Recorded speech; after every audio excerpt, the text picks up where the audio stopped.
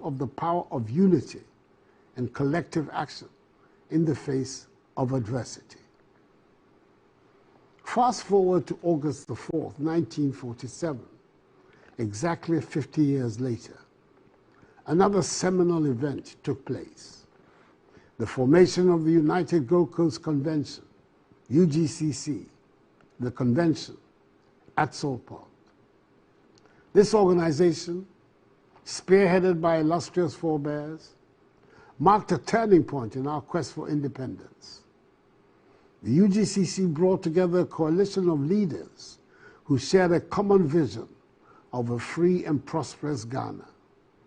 Their efforts culminated in the eventual birth of our nation as an independent state. The UGCC, the first nationalist organization to articulate clearly the demand for freedom and independence, was born out of a deep-seated desire for self-governance and an end to colonial rule. The leaders of the UGCC, the convention, George Parr Grant, Dr. J.B. Dankwa, R.S. Blay, Emmanuel Obeche-Bilamte, William Ufuriata, Edward Akufo-Addo, Ebenezer Akwaje, Kwame Kese, Kwame Nkrumah, and others, recognized that true freedom could only be achieved through political action and the mobilization of the masses. They worked tirelessly to educate and inspire the people, organizing rallies and meetings to raise awareness about the need for independence.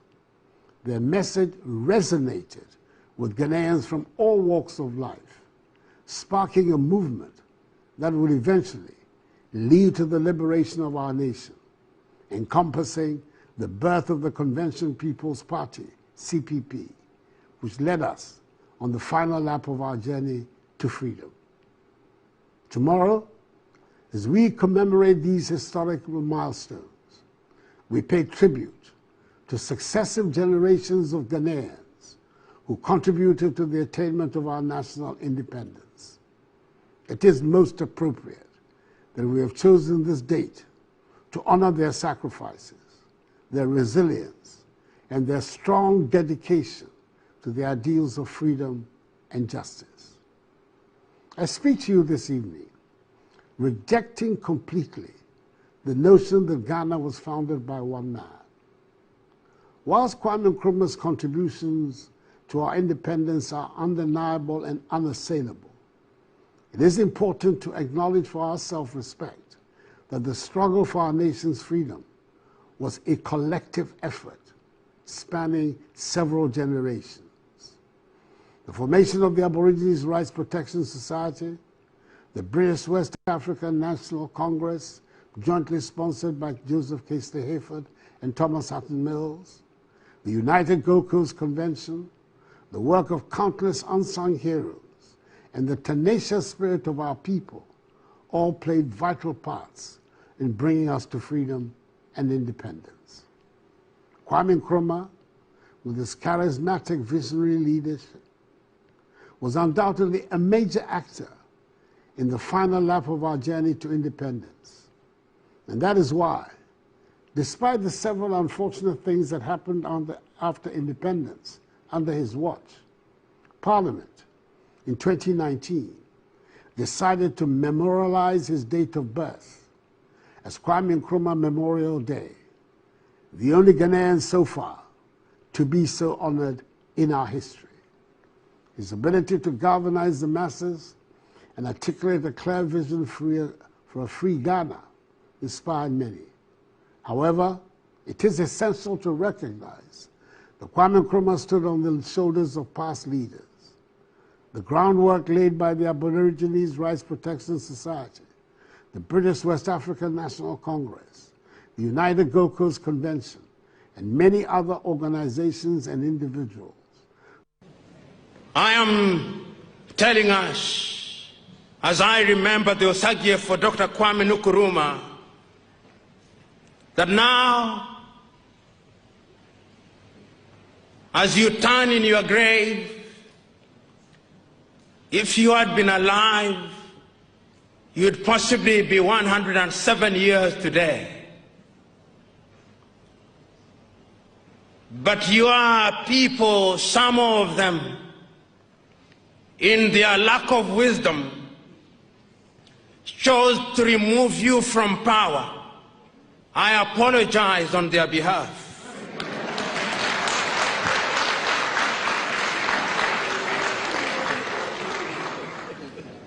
They gave you only a few years to be present in this world. And during those few years that you are present in this world, you shook not only Ghana but Africa so very fundamentally that although your mortal remains were interred, your spirit is alive and well. Before I address the main issues, I just want to say something. You see, apart from destroying our economy, apart from plunging Ghana into crisis, one of the things this government wants to do is to rewrite our history. And we shall not allow them to rewrite our history. Because the president said he does not accept that one person can be the founder of a nation. Yes, founding a nation, it takes many people, but there's always that critical one person whose sacrifice and efforts is what finally leads to the attainment of the objective that everybody is working for. And so if you ask South Africans, who is the founder of modern day South Africa, they'll tell you Mandela. But it was not Mandela alone. There was Oliver Tambo, there was Govan Mbeki, and so many of them who fought the armed struggle to achieve independence for South Africa from apartheid. But it was Mandela's sacrifice, being in prison for 20-something years and being the symbol of the struggle, that makes them say Mandela is the founder of modern day South Africa. It is the same thing with Ghana. If you ask Ghanaians, who is the founder of Ghana? Who gained independence for Ghana? Majority of Ghanaians will tell you Osajefo Dr. Kwame Nkrumah. Because it was him who gave that critical spark to the independence struggle that eventually got us independence. The UGCC at the time said independence gradually in the shortest possible time. Nkrumah said independence now. And he fought for it. And that is why Ghanaians recognize him as the founder. Nobody can come and rewrite our history. Indeed, for those of you who don't know it, when the Queen finally agreed to give Ghana independence, the UGCC, that Nana Akufo-Addo is fighting to be recognized as founders of Ghana, wrote a petition. They sent people to England to tell the Queen, don't grant independence, we are not ready yet. And so how can people like that be either, even if we are saying many people fought for independence, you cannot say UGCC was part of it because they were an obstacle to independence. And eventually when the motion of destiny for independence was being passed, these are the same people who walked out of parliament when Nkrumah was moving the motion of destiny. And so today you can't come and rewrite our history. July 1st is our Republic Day. And we also made it our Senior Citizens Day. They've come to take the holiday from July 1st and gone to put it on August 4th, which is the day the UGCC was founded. When we come to August, we'll rectify those things. July 1st will be a holiday again.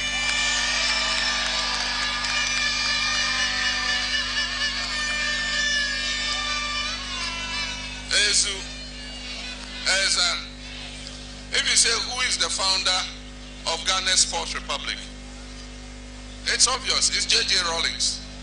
Because it was he who led us from military rule back into constitutional rule that created the Fourth Republic in which we are. But there were many people who worked on it. Justice D.F. Annan was head of National Commission for Democracy.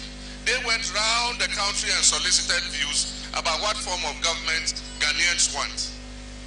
But we're not going to say Rawlings, Justice Annan, and who are all founders of the Fourth Republic. There's only one, we in the NDC recognize only one founder of the Fourth Republic of Ghana, and that is Jerry John Rawlings.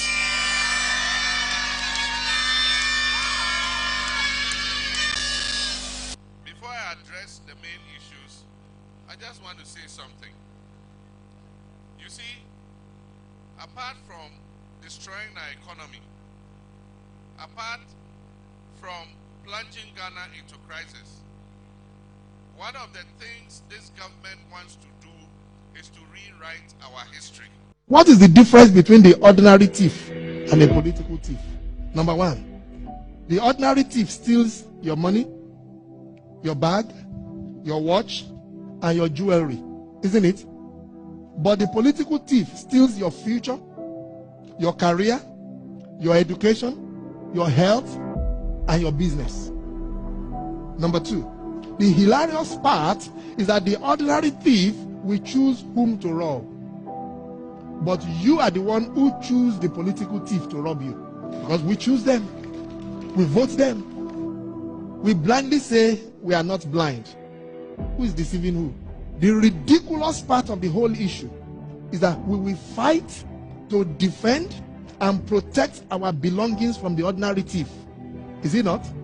But we fight each other to defend and protect the political thief. Is that not what we do? Thugs will be fighting themselves to protect those that are stealing our career, stealing our job, stealing our health, stealing our success. What a shame. If you reach a certain stage in life and there is nobody who can look you in the eye and tell you the truth, you are doomed. And that is where our country has gotten to.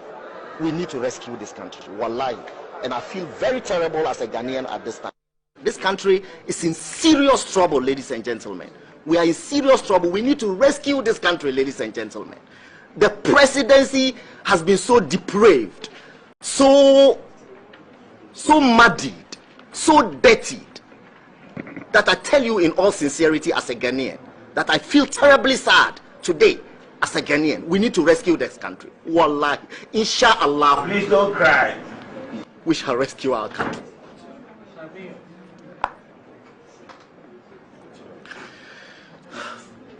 Government is broke, government is broke. But people are spending billions to go inside the government that is broke. Have you ever seen a minister who resigned because government is broke before? Government has no money. Have you ever seen a governor who said, ladies and gentlemen, when I was elected, I thought the government had money. Now I discover government has no money, I resign. Have you ever seen it? Government has no money, but they are bringing money out at election time. Where is that money coming from? So they are lying. What is happening is that there are two types of wicked people in government. Type 1, they eat current money. Any money they find in government, they will eat it. They are wicked about that one. There is type 2. Type 2, they eat current money and future money. They will say, my term will end next year. When I leave, how will I eat money? Let me borrow money now and borrow money of the future and eat it now.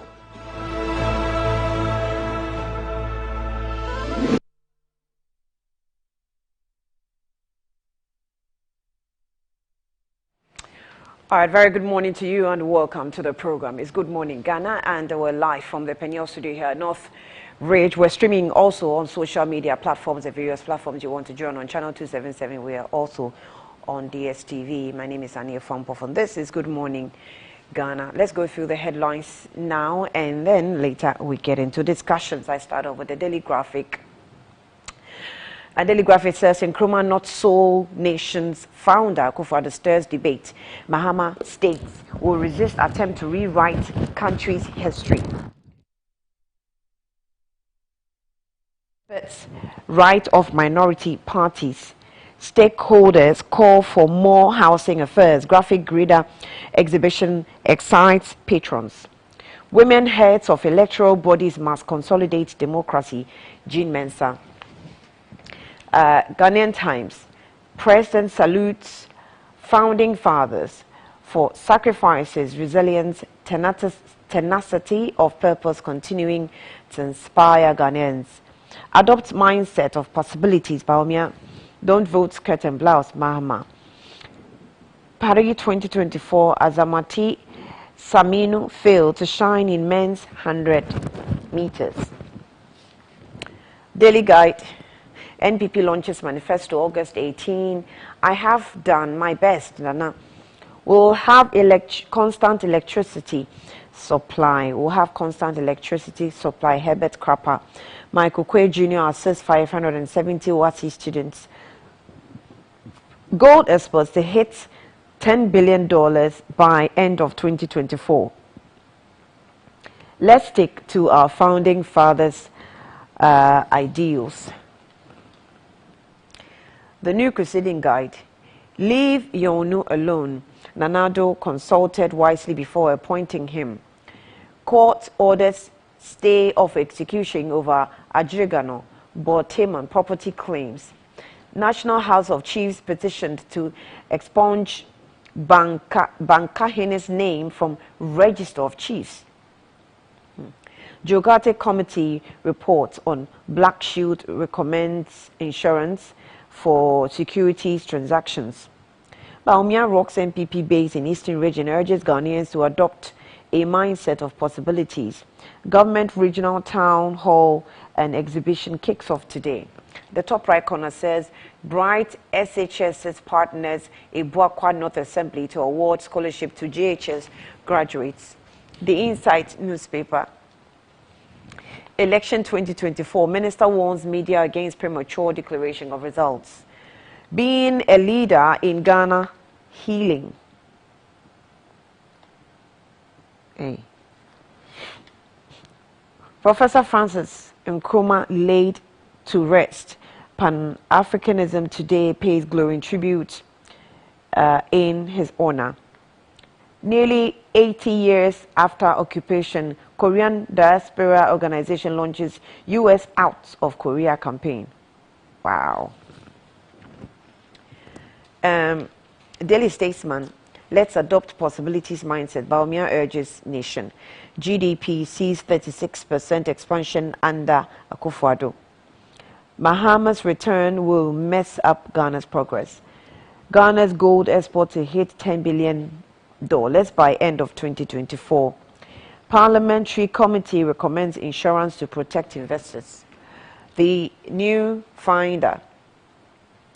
Composite index of GSC gains 17.35%, sent year-to-date gain to 43.56% in July.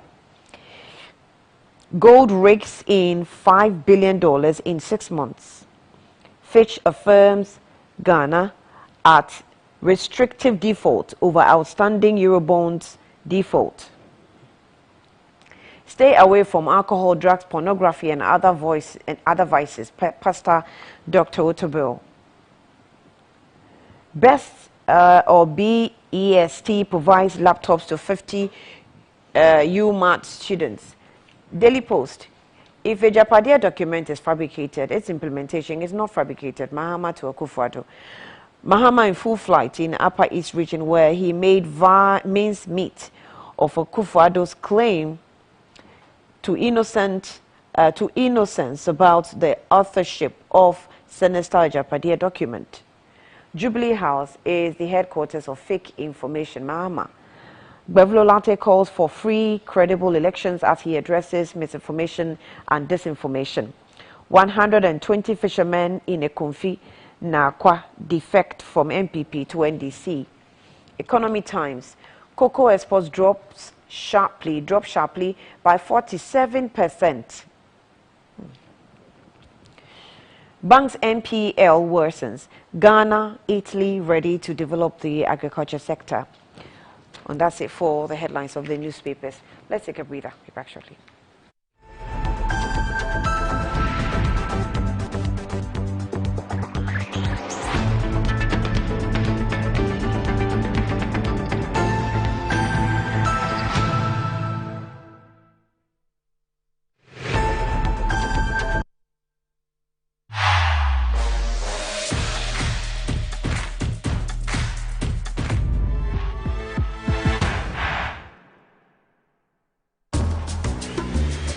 Pascal's showing his boss the efficient new technology they've installed. She is pleased, but now she's asking, why is that still there? Pascal explains that the wells can store many, many messages. The boss is not so pleased anymore. If you haven't upgraded your contact center yet, it's time to get business done better with MTN Business. Bet, blast, boom! Exclusively on Betway. Win up to 300% more when you play FlyX with Win Boost from Betway. Betway, get way more!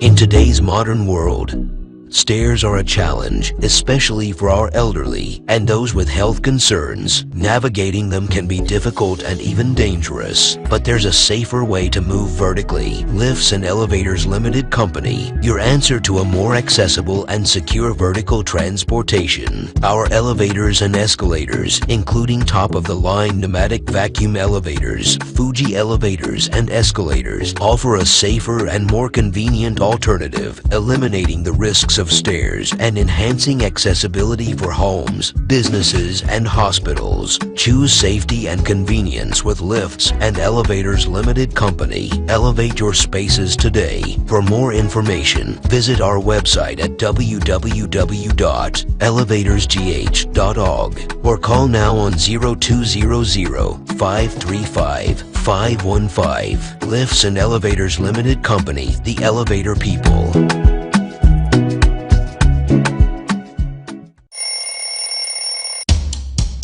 Anti-cavity, gum protection, brighter teeth, and fresh bread. I'm a fat missy way. The patcho bantama. Machasi.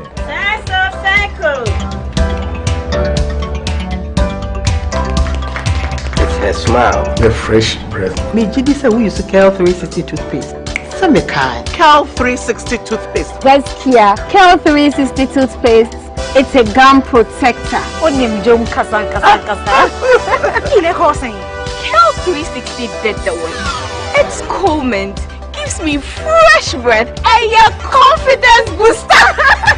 And you will see so feeling kika when you know Cal 360 toothpaste. Happy smile. Cal 360 toothpaste, anti-cavity, gum protection, brighter teeth, and fresh breath. Cal, happy smile. This advert is FDA approved. Bet, blast, boom! Exclusively on Betway. Win up to 300% more when you play FlyX with Win Boost from Betway. Betway, get way more!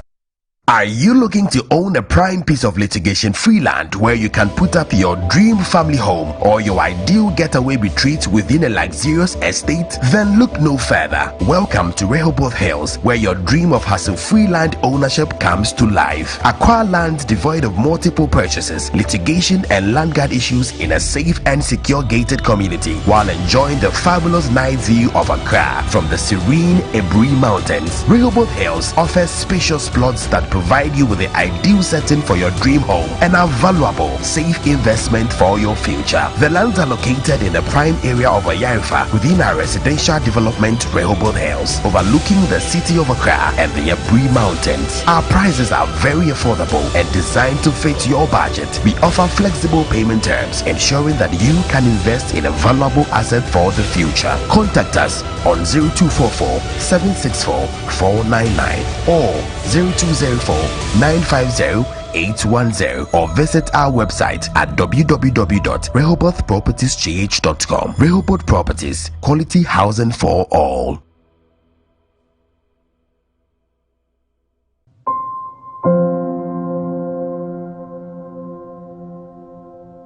Ama, nansi mi jeno wo bin enkoye kwao. Ama ma ye bohu se kontomra akija.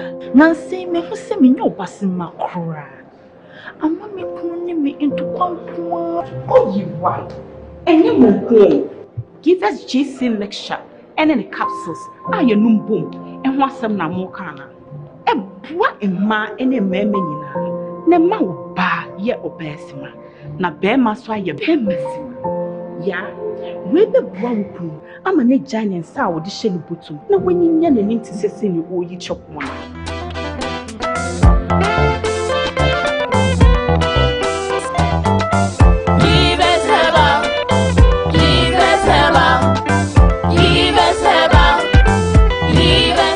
UGCC mixture and castle. A pin for a batter, one more menu for one quadra when if you do me. Here is to the friends who took the chance with no regrets. Investors no more hating fortune. To the health workers who diagnosed blacks every move. And then to the hard guy who couldn't hold his emotions. To the passionate fan who couldn't contain his joy. To the seamstress who turned her hard-earned stitches into a bundle of joy. And now, here is to you. Your next big win is right here. From 1st July 2024, dial *712# and Coswato tickets as a group individual to win in the community draw or the grand draw on the 30th of November 2024. Unlock your luck with *712#. NLA on the Caritas platform, not for persons below 18 years. TNCs apply. Mene kwaku owusu ajay pato abrasamandu katawiri wosobrobo mensa kwaku abridi abrada sumaya echimpani echimofra ere ajine be kasa problem e wo nyina ne say yetimi wo say problem wo manum na ye problems ne nkonfo de ye business enti da bia kwan on person ye ne say on person problems ne ka ho na ma wadwe nya o say ye betena be keka nsam e be ma otirimu aye ode de hia be bo my Ghana ho nkomo ene e ba bedie ya bre obi aba no aba be kan de obi aba no aba be kan de ere de nya sa de be ni bi ye ni abere ya be kan se de sitie bia ama what ne se de sitie me kura de mi nyanka de send the bluetooth de ama obroni be say no matter whose ox is god ya be kan ho asem de be de efri ewia no mi no kopum se be bono ntia agene kasa on original 91.9 FM aha ye nyansa fi.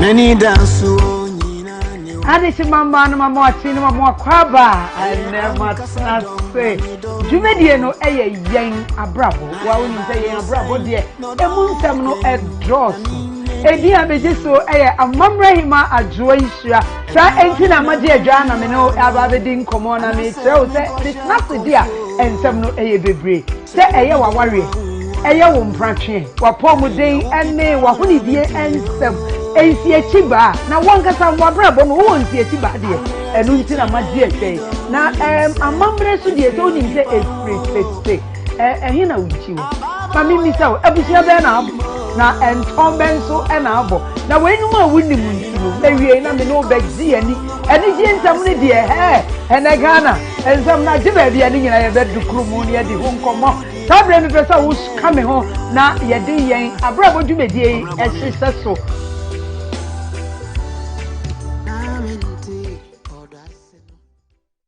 In today's interconnected and interdependent world, nations and international businesses are increasingly appreciating the need to foster greater trade relations. Get the inside views, vital information, trends and analysis on emerging trade giants in Ghana and beyond.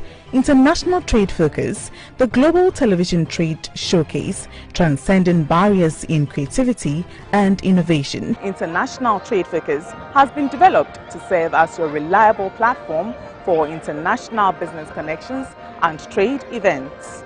Join me and Aspio as I bring you a whole menu of international trade activities. International Trade Focus, your timely business hub. International Trade Focus is brought to you by GOL, ADB, Pediasi Valley Resorts and Public Elegance.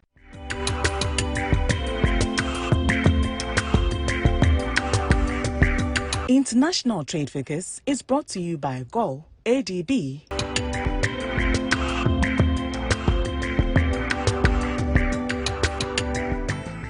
They don't have any sense of vision, all right, is just all about them. We live in a society where politics tends to permeate everything. Is there not a need to empower the individuals? After insightful previous seasons, the new season of your favorite leadership education TV program, Leadership 360, starts soon with more insights on effective leadership, sustainable development, strategies, and change management. Join Dr. Abe and his guests every Thursday at 2 p.m. for the interactive Leadership 360 conversation laced with your questions and contributions. Live on Metro TV, Facebook, and VOL online radio. Make a date with us as we continue to learn and relearn to accelerate the sustainable development of our communities, organizations, country, and continent at large. Be our guest.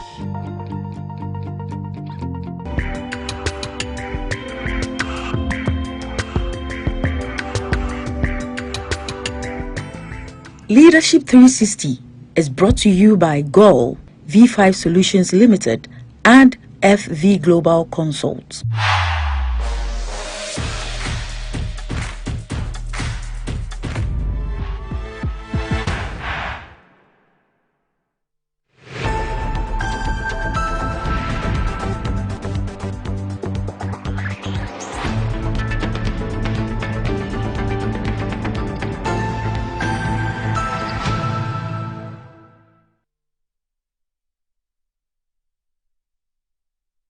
All right, you're welcome to the program, and let me just, I'm already feeling like sneezing, so let me apologize before it happens. So just in case I interrupt you with some sneezes here and there, please pardon me, but you won't see it. I promise you. Anyway, so this morning we have Nana Fredo Ajimanufuriata, who is on the platform, and he is the National Theatre Board Chair and also a member of the NPP. Nana, welcome. It's been a while. That's why your introduction went the other. I'm an NPP member before I'm a board chairman. So I should turn it the other way around. In fact, you don't need to say board chairman, just say when you say board chairman, then we have to talk National Theatre. Yeah, so but you have a lot going on with National Theatre.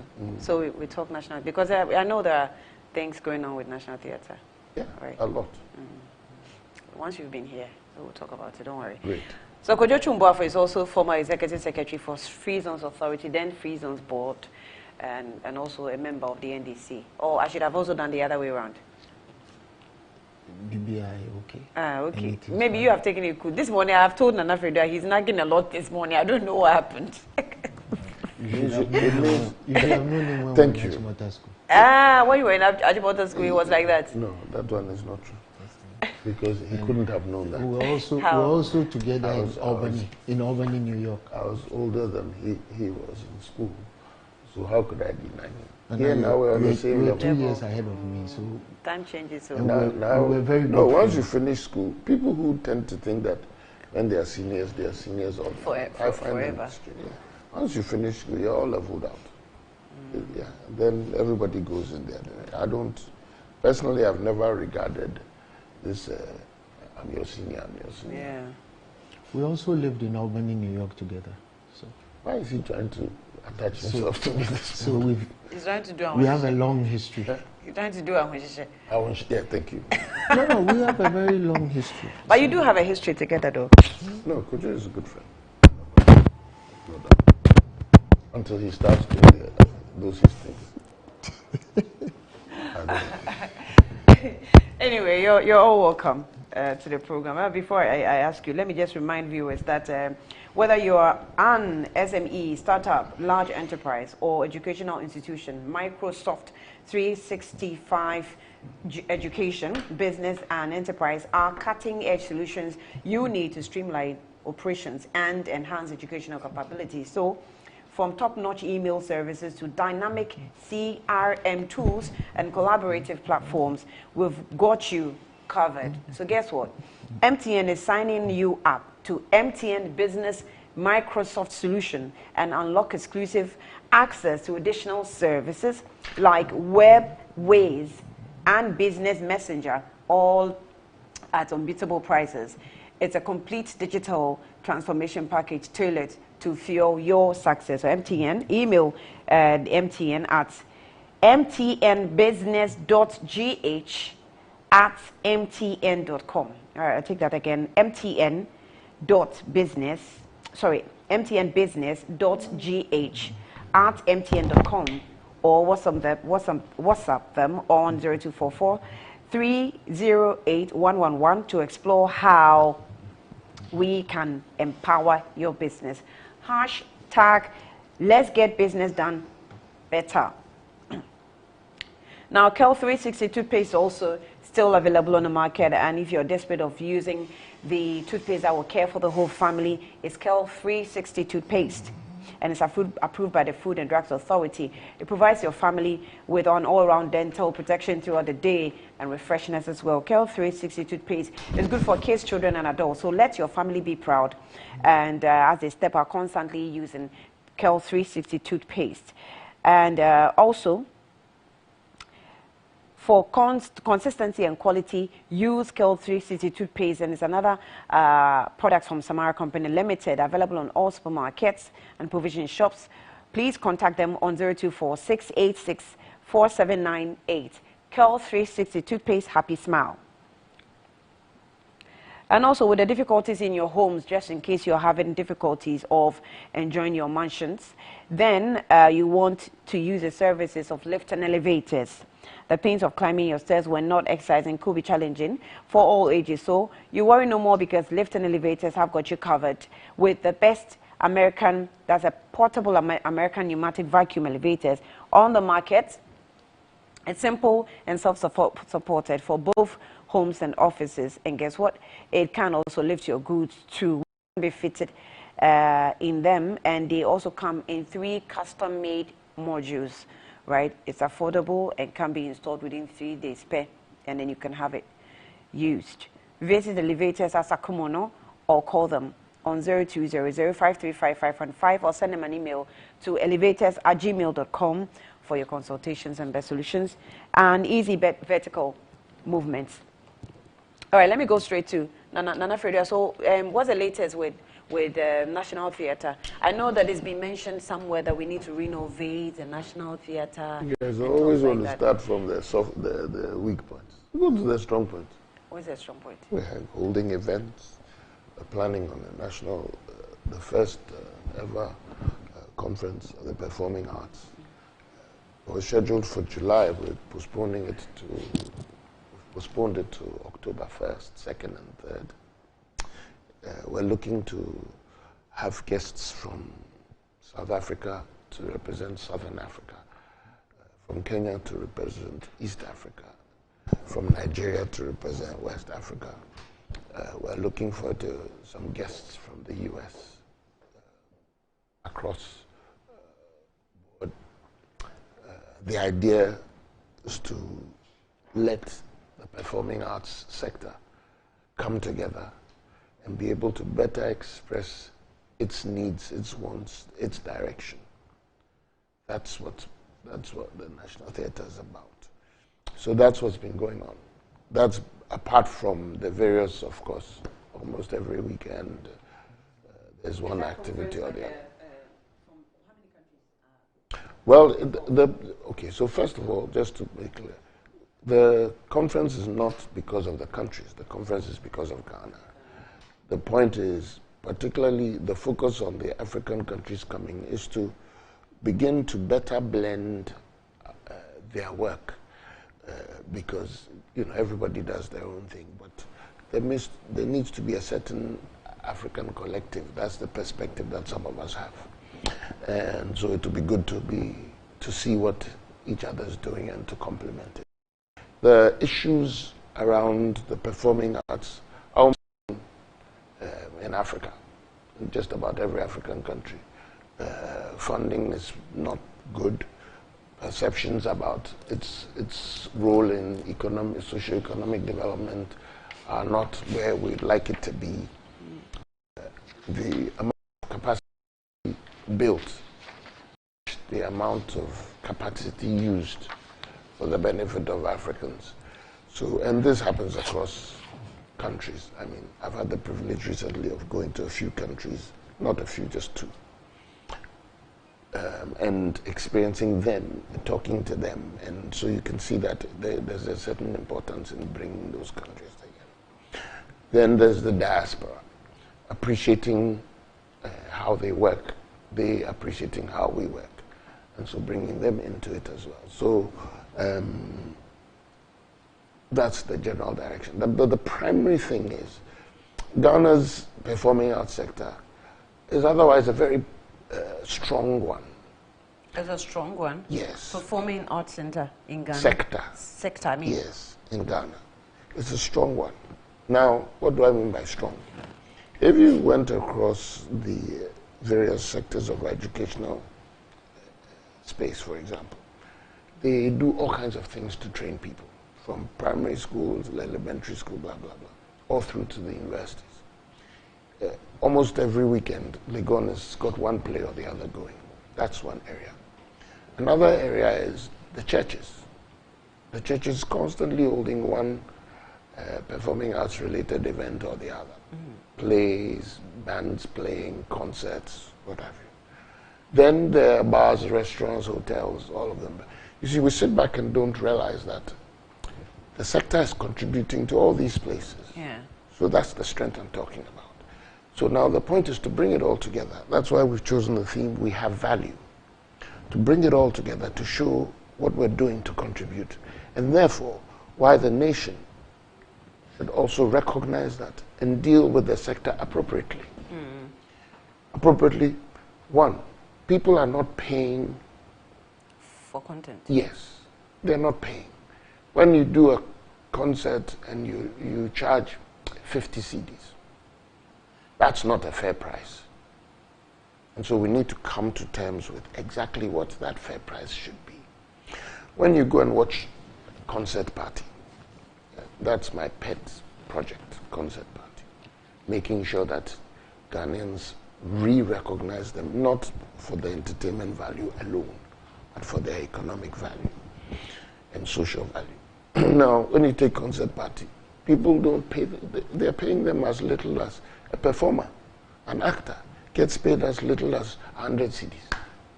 It's not fair.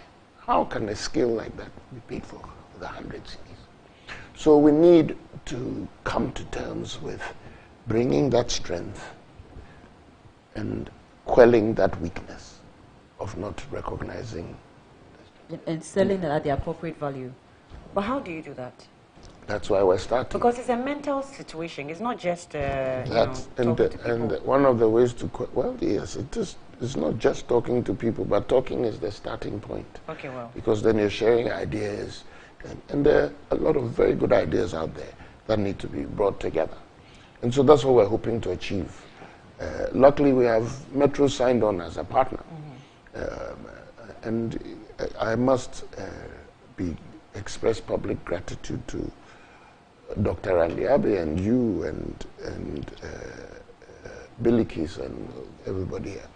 The zeal with which you have accepted us is profound, and it must be appreciated. So I need to say that. And so going forward, between now and when the conference happens, the public should expect a lot of your support by letting us promote the conference so that people can come in and support. We need money to do this. The state and therefore government is going to do their part, but we need private support, public support. What will this conference change, or what does it seek to change after? It seeks to change the fact that there isn't a communication platform for the sector. You need a communication platform for every sector.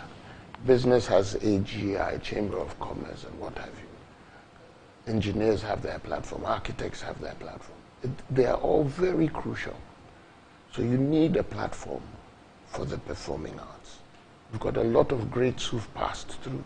Because of the lack of a platform, we tend not to even remember them. And then there are new greats around us. Until they do a performance, everybody is minding their business. Yeah. And there are going to be a lot of grades. So if you don't set it up, those grades will also lose. So we need to be futuristic about our approach. Yeah. So the result is not a one-day story.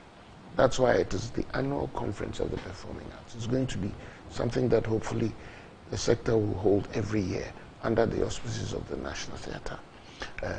So it's not going to be just one event, and so the result won't happen overnight. You are now preparing minds. After the conference, you will be preparing minds. They're preparing the minds of those in the sector because they themselves need to be rallied. They're preparing the minds of those in policy making. They need to appreciate that they have a major role in making this work. You need to prepare the minds of educationists to strengthen whatever it is they're doing. You need to prepare the minds of the public to appreciate all of this because they are the ultimate beneficiaries. And they're actually players in all these sectors as well. So that it's a very serious blend, and it's therefore a very serious conference.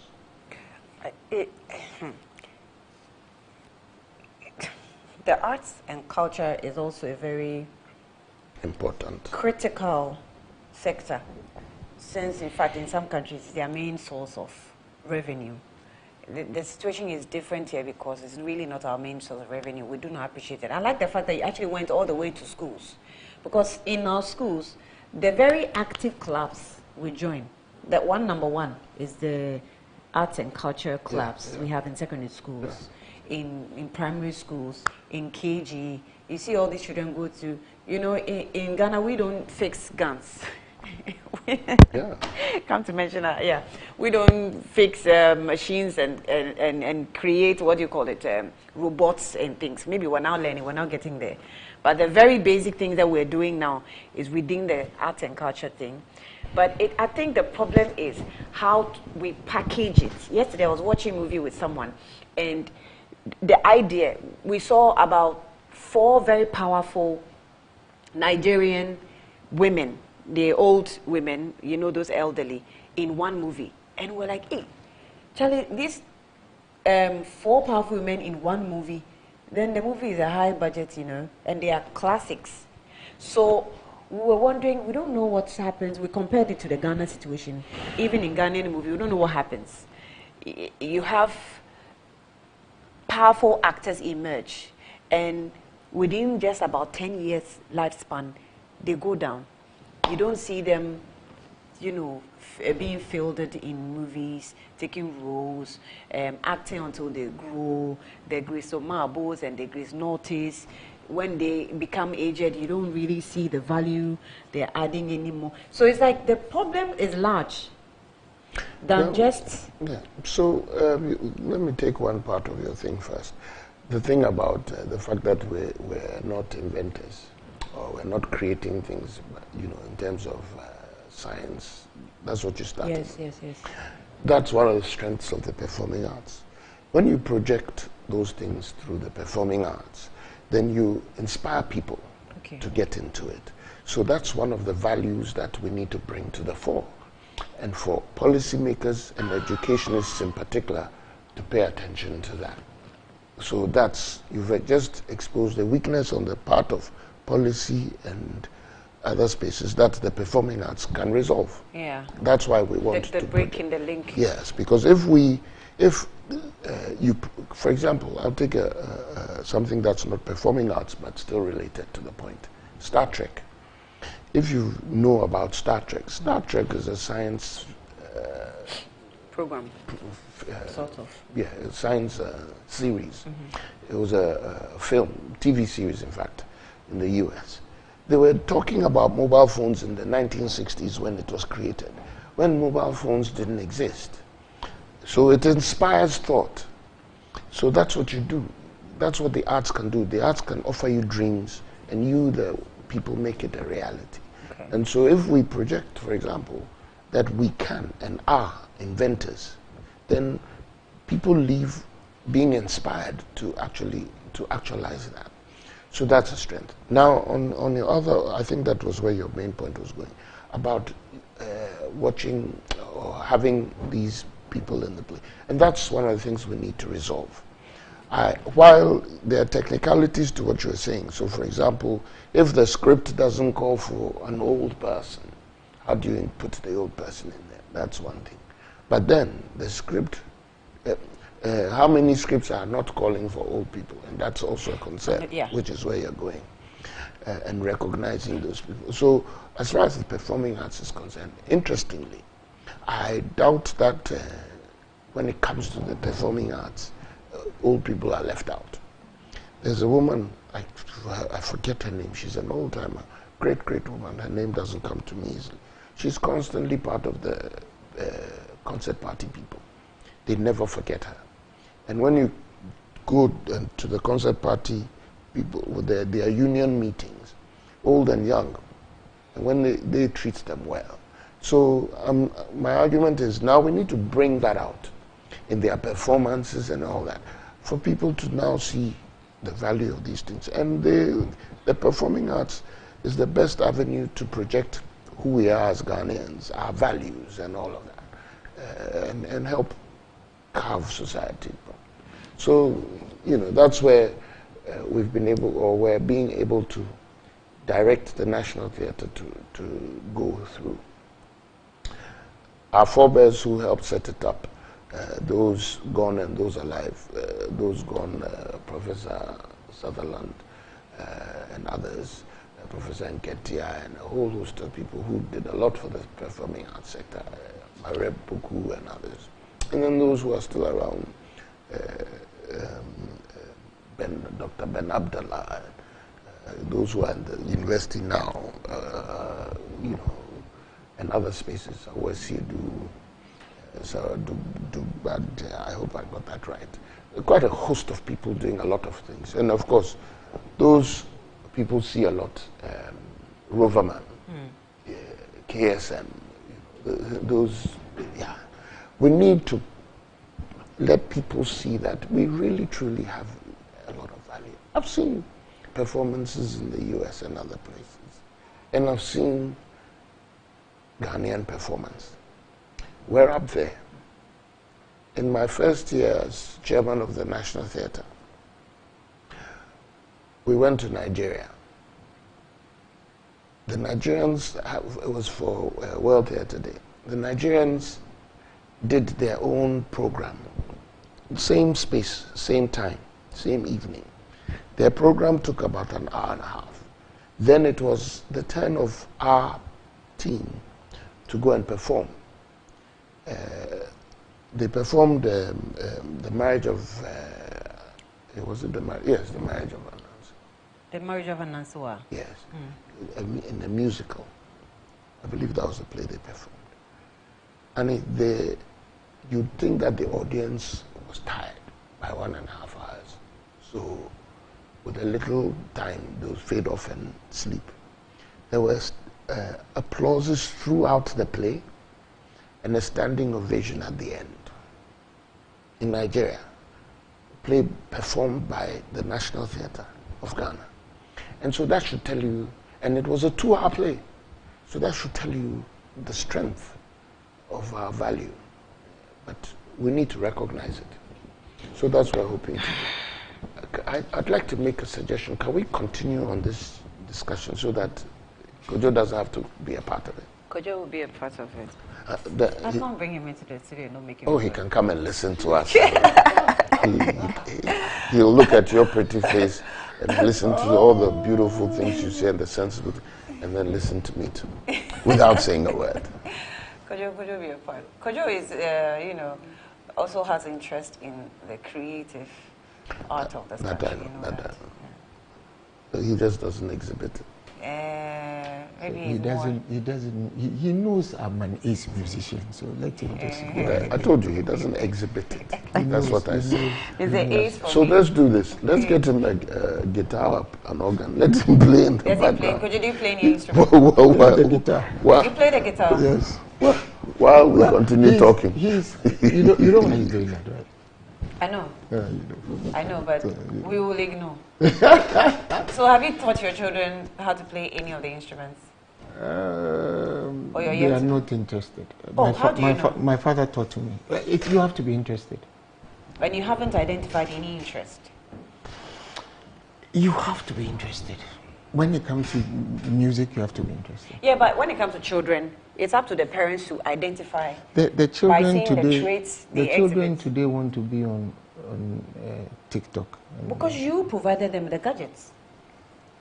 If you don't provide it, what do you think will happen? I don't want to believe that you've left your children to be TikTok experts. It's not that. I think that the interest has shifted somewhat.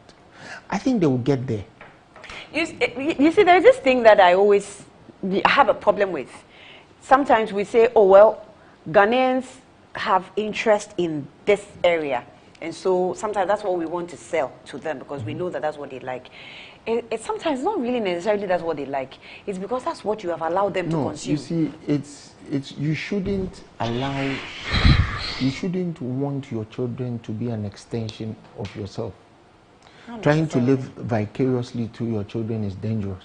That's true, though. Let them develop their own interests. When they are ready, you will know. So my father taught me how to play the guitar. I played it for a long time. Every now and then I sing. I've never heard you sing before. For all the years I've known you. With my very good friends, the what do you call it? High school band. You know Dangrao? Yeah. So why do you sing? You can ask him when you see him. But I you know, like I said, it's an interest and it's an acquired interest. So, okay. Yeah. Okay. What those who know. I used to do it from Achimota School, and I've continued to do it. So. Okay. Okay. Well. One of these days, I'll surprise you. I can't wait for that surprise. Now, if you can mention the. Surprise was today, so while he's playing, then we talk. You didn't bring the guitar. I just wanted you to mention the conference again, just to. Annual Conference of the Performing Arts. It's going to be held from October 1st to 3rd. First and second will be discussions, deliberations, and then the third will have what we're calling, I always get this thing, we've titled it in Hausa, Darren Gudia Daga. It's not it, yes. I hope, I need help from my Hausa people to better pronounce it. But it translates to a night of appreciation. A night of appreciation. At the National Theatre. Oh, okay. Yeah. So those of you who can speak Hausa, a night of appreciation, you can probably text it to me. Let's see if I can read. They should send you the proper pronunciation of Daga Gudia Darren. Darren Gudia. I'll find it in my thing and let you. But it's the proper pronunciation. You have to get a pronunciation right, too. I'm telling you, I find it's very important to me. Yes, it's very. Don't try and make it a case. I will make it a case. Boche. When Kojo is not here, you can do that. Can we go on to? All right. That's what we're doing. That's what we're doing. So let's deal with this issue. So this story was actually published on November 29, 2023 on Star FM. And it says, Mahama officials referred to IOCO for investigations over Komenda Sugar Factory. So the Minister for Trade and Industry, Katie Hammond, had referred former officials involved in the Komenda Sugar Factory project to Economic and Organized Crime Office for investigations. According to the Minister, the project cost of over $30 million was inflated. So the factory, which was partially commissioned in 2016, has been lying idle since, with the minister describing it as an albatross. Taking his time to debate the 2024 budget, KT Hammond disclosed checks by his outfit in India have reviewed the project. Even if it was to be executed today, should cost about $18 million. Ranking member for the Committee on Food and Agriculture and Cocoa Affairs, Eric Opoku, on his part, accused the government of collapsing the poultry sector. According to Mr. Opoku, the 20% consumption of the local poultry. Okay, this is on poultry, so let me just jump that. Okay, jump that, and then it's because I want to capture only the Komenda Sugar Factory updates. Now, also on August 2, 2024, which is just about 2-3 days ago, Governor Tahiru Hammond, Minister of Trade and Industry, has addressed payments concerning surrounding the lease of Komenda Sugar Factory to West Africa Agro Limited, an Indian-based firm. According to him, Ghana will not pay the company, but rather receive a yearly rent payment of over $1 million. Katie Amon's clarification comes after the ranking member of the Trade and Industry Committee, Yusuf Suleimana, expressed concerns that Parliament was not informed of the decision and alleged that the company would be paid $50,000 monthly for management services. Speaking on City FM, the Trade Minister dismissed the claim, stating that the company will pay Ghana a yearly rent, which is currently set at over $1 million. He explained that this payment will be made annually for the duration of the lease, which can be extended if the company chooses to do so. Quote, so at the commencement of the agreement to let them lease it, they will be paying us a yearly rent. The company will be paying us. I've said this over $1 million. I've said it is over $1 million. I've agreed on a figure which is for now a little more than $1 million a year. Quote, that's unquote. Quote again, they will pay us for the year that we'll be leasing, the year they will be leasing it. At the end of it, if they are still interested, they could extend the period at the period that they leased and keep on paying us the year's rent until they give it back to us. Now, this morning, there was a release by some group. It was released last night, so we saw it this morning. Attention to embark on industrial... No, not this. Okay, great. Concerned citizens of Komenda traditional area, and it is actually addressed to the District Commander, Ghana Police Service, Elmina. Dear sir, notice of demonstration. The concerned citizens of Komenda traditional area hereby officially notify your office of our intended demonstration scheduled for Tuesday, the 13th day of August 2024. So this notice is made to pursuant to Section 1, Clause 1 of the Public Order Act 1994, Act 491, which requires that any person who desires to hold a special event within the meaning of this act is in any public place shall notify the police of their intention in no less than 5 days before the date of the special event. So the primary objectives of the intended demonstration are as follows. 1, to reverse the government's decision to import raw sugar and restore the Komenda factory's original purpose of utilizing local sugarcane outgrowers. 2, annulment of lease agreement with the Indian company due to non-compliance with procedural requirements and stakeholder engagement protocols. We expect to draw minimum of 2,000 concerned citizens from the Komenda traditional area and its environs to participate in this important civic action. The time commencement shall be 6 o'clock prompt. The starting point shall be Komenda Township, and will end at the Komenda Junction by 1:30 p.m. We look forward to hearing from your outfit at your earliest convenience. Thank you. Signed by Samuel Awuja, convener for this group. So it's copied to the regional commander, the Ghana Police Service Cape Coast, and also the inspector, Ghana Police Service in Komenda. So Komenda Sugar Factory, we've actually agreed that we're going to be leasing it. Let me start by going back to the origins of the Komenda Sugar Factory. The Komenda Sugar Factory was financed by Indian Exim. It was executed by an Indian company called Seftec. So who exactly is Katie Amon referring to, Yoko? Who exactly? It was the loan. You see, I hate to say this, but one of the most deceptive officials of this current government, and God knows there are many, is the Trade Minister, Katie Amon. Do you remember that in times past, President Kufuor gave him a task to go and look for Ghana's drill ship in Angola and he went to sell it. Do you remember that? Do you remember that matter? Continue. Yeah, that's what he did. You see, one of the best things that God created for us was time. So time and chronology is able to make us forget what certain people do.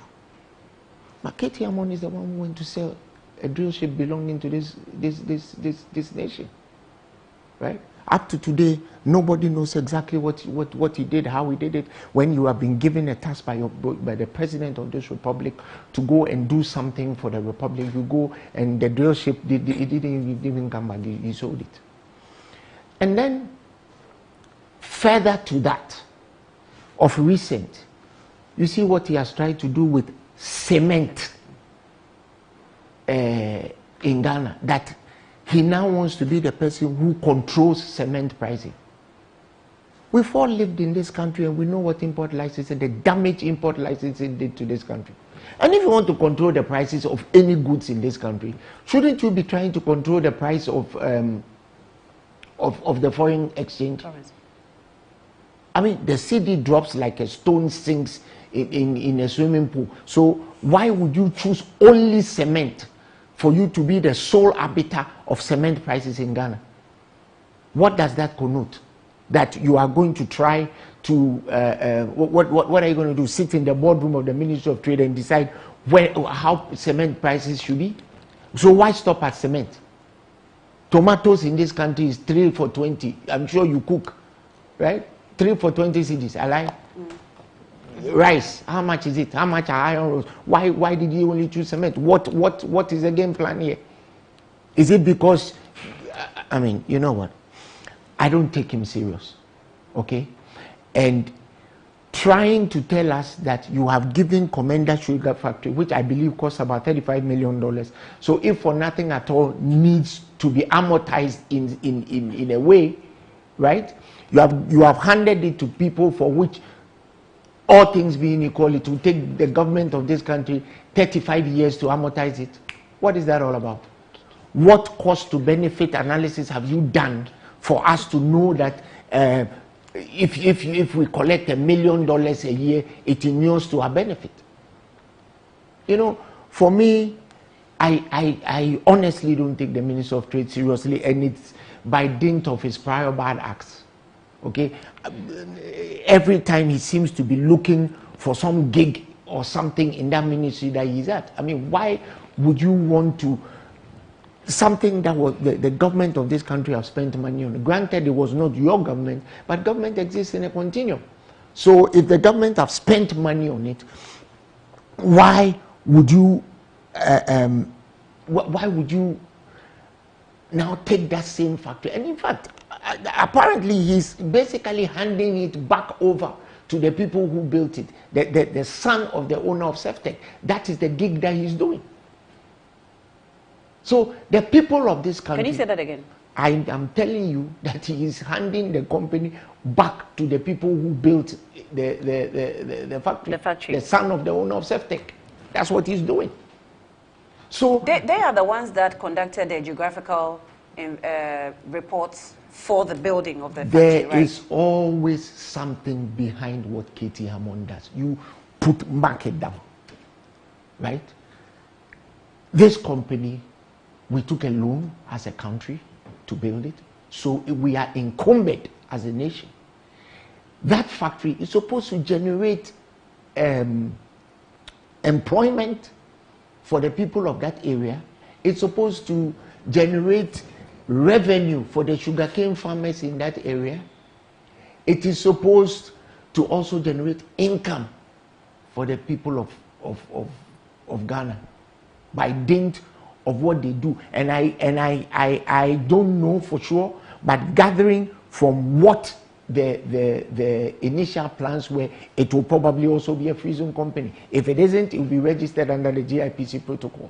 So for me, I see it as something that is supposed to help us bridge our balance of trade deficits in this country. I don't know how it is now going back to the people who built it for a paltry $1 million a year, and you know, we are supposed to be clapping for KT Hammond. He's always up to something. Sooner or later, you'll find out what he's up to. What I cannot reconcile is when we put the factory, well, a new government took over and we put the factory under investigation, but we have not even received the reports. Yeah, but what I'm saying to you is so that what is the basis which of the Ghanaians did he send to Yogo? Which Ghanaians did he send officials, to Yogo? previous For what? administration. What did they do? This Piogabra, or what did they do? The loan was contracted. It was an EXIM loan, and if you understand how EXIM loans operate, they don't give the money to you. You are supposed to use contractors from India. You are supposed to use consultants from India. About all that they get from you is the land. Everything was brought from there. So who is he sending to Yoko? He himself, has he gone to Yoko for the drillship? Where's the drillship? He's not the one supposed to carry himself to Yoko for drillship. He should report there himself and tell us where the drillship is. I don't need here. Nana. Well, so Annie, you see why I have issues with Kwame Nkrumah. I'm hoping that Mr. KT Hammond Alaji, now he's on the line, will take him on the personal level. Oh, for the drillship. You don't come on television to talk about issues and then go on that tangent. And if you remember, I was talking about standards. That should not be our standard in this country or in any radio station. Deal with the issues. If you have something on a personal level, why don't you take it on a line that will help all of us? But if you take it on the tangent that he's taken it, now you've personalized it. You sullied the gentleman's name. If they sullied your name, you'd probably be weeping like a baby. You can't do that to people on TV. That's not what TV is for. That's not what programs like this are for. So I'm hoping that the Honorable Minister's people are listening, and they should take Kwame Nkrumah. You don't do that. Nana. Come and call him deceptive and all of that. No. Oh, Nana. You see, he's going to take me on the dealership. I welcome it. And those things. I welcome You see, it. if we were talking about this issue in particular, and he used the term to describe him because maybe he thinks this, that's a different thing. But you've characterized him as a whole. As a public servant. Yeah. He mentioned all issues. So you think that because he's a public servant, anything can be said about it? Have I told a lie? And it's acceptable. Have I told Is that what you're saying? No, what I'm saying is that the issues he mentioned are public interest issues. They are not KT Hammond's personal issues. Yes, it is. They are all public Yes, it interest. is. He's basically saying KT Hammond, when he says that they don't know what happened to the drill ship and the so-called sales that he's made, what do you think he's implying? We're not talking to. You're not. I'm not implying anything. The drill ship never You're not came talking back, to. Excuse me to say dumb people. What do you think he's trying to say? Explicitly. Now he's telling you that he's not even trying to say it. He's saying it. What do you think that means? No, but where's the and drill so, ship? and you see, Where's the drill ship? as they say in Chile, what kind of try, and then you think it doesn't matter. But somebody picks it up and has characterized Mr. Hammond in a certain manner without proof. Oh. He hasn't. No, he hasn't. The cement issue. What did he try to do? Are we talking about the cement issue? Is that what I'm talking about? I'm talking about about his accusation of the drill ship. Yes. The words you see, it depends on how you say things. Okay. The words he used are not appropriate, is what I'm telling you. And you tolerated it. And that's why I talk about standards. Moving on, let me get back to the key thing. So I'm hoping Alaji Hammond finds it appropriate to sue him. I think that, you see, that's one of the things we don't do. We don't hold people responsible, so they come and speak as they choose without regard to who they are speaking to. And so it makes a lot of Ghanaians tired. If you pay attention, you'll find out. So now let's get to the issue. Nana, I am waiting as for far as KT I Hammond understand, to sue me on the drill ship matter. I'm as waiting far for as I it tomorrow. I don't understand this whole. The suit tomorrow. I haven't paid full attention to this whole Komenda thing. So that's my caveat on what I'm about to say. As far as I understand, the questions I think that we should be interested in are, why has government decided that this is the route to take? Do a long-term arrangement with a company to come and manage this outfit. That's one. Two, the terms that have been agreed on. It's not only about the money. So what are the issues in there, including the money? If we want to focus on the money, in the scheme of things, is the money enough? Because it's very easy for you to say, oh, I've never been to Komenda Sugar. I've never been to the factory before. But in my mind's eye, a factory could probably be one of those big, huge things. I've been there. I haven't. I'm saying, so leave me to talk. So I can, in my mind, you know, it will be this huge thing. And so huge will tend to connote big money. So for all you know, I'm thinking, is 1 million enough? But maybe that's not the point. It could be big for nothing. And maybe it's small and powerful. So depending on what the factors are, is where now you do a proper assessment and say whether we're getting the kind of money we deserve. What are the opportunities that we get as a country when the factory is working? And therefore, for it not to be working all these years, it hasn't been working for decades, off and on. A few times there have been attempts, but the factory, as it was set up, when it was set up, and when it went down, hasn't been working for a long time. At the time I went there, this was, I think, 2000 and maybe 14, 15, maybe 2015. At that time, there was a tussle over land that we were trying to secure for a larger cultivation of the type of sugarcane we needed to feed the factory with. At that time, I even had the opportunity to interact with some farmers who were ready to provide for the raw materials for the feeding of the factory. So that was, I mean, that was a big deal at the time anyway. The factories, sorry, the sugarcane that they had at the time were not enough for commercial quantities production, but we're actually testing. It was good enough to test, and some sugar, quantities of sugar was produced, and we started distributing. In fact, it was distributed to people to test it, and it was, I remember I spoke with Vani at the time. He was the secretary to the factory. So we were in a position to produce once the raw materials were ready. There were raw materials, I'm sure, that we could even import, just in case we're not able to feed the factory immediately with all that we needed, or with the quantity that we needed. But we're ready to farm the sugarcane and feed ourselves. I'm not sure at the point where all that curtailed, and then the factory was left unattended to until we said we started an investigation, and then we got into a point of lease, and we want to get some $1 million from the companies we're leasing to. Especially at the point where Ghana says, one district, one factory. And we are ready to fund factories that are collapsing. But our own that we went for loan to build, we have now gotten to a point where we have to lease it. Are you expressing an opinion, or you're giving me information to work with? I'm expressing a discomfort. Or okay. Well, you're entitled to that, and I'm not going to begrudge you that.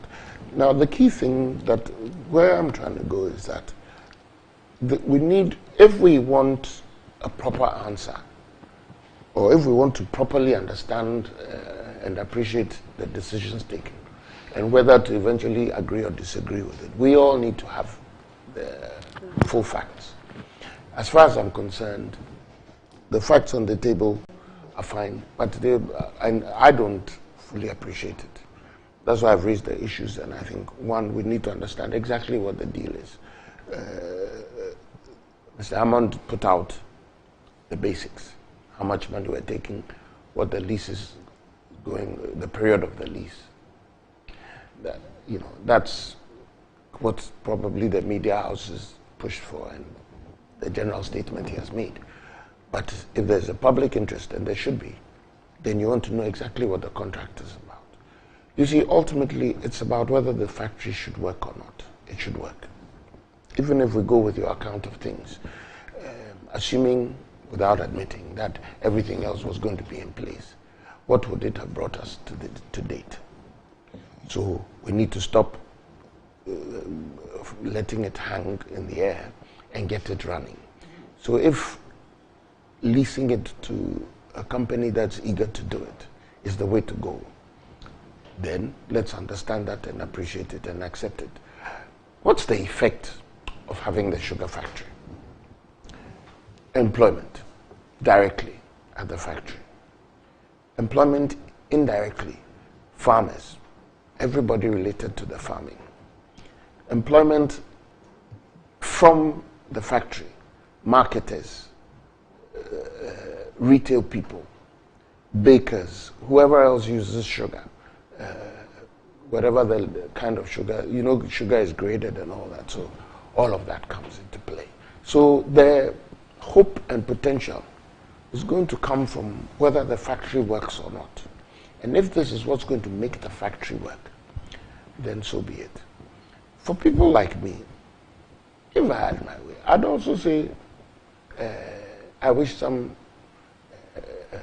business mogul would pick up the deal from state, so that it's run by a Ghanaian. Ghanaian factories are running, Ghanaian-owned factories are running, and all of that. But maybe the businesses haven't expressed interest. I don't know. There are all kinds of things you can throw out there.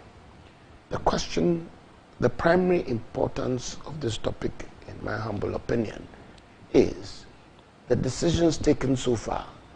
Where are they going to take us? And that's what's important. Eventually, are we going to benefit in the manner that we expect we should? And that's what we should be interested in. You're not interested in what kept us out of the media for a period of time, about 7 years. I don't think we didn't hear anything about Sugar Factory after it said it was being investigated. Yes, I think that that information is important. Yeah. It is not for it to come and be settled before we start working.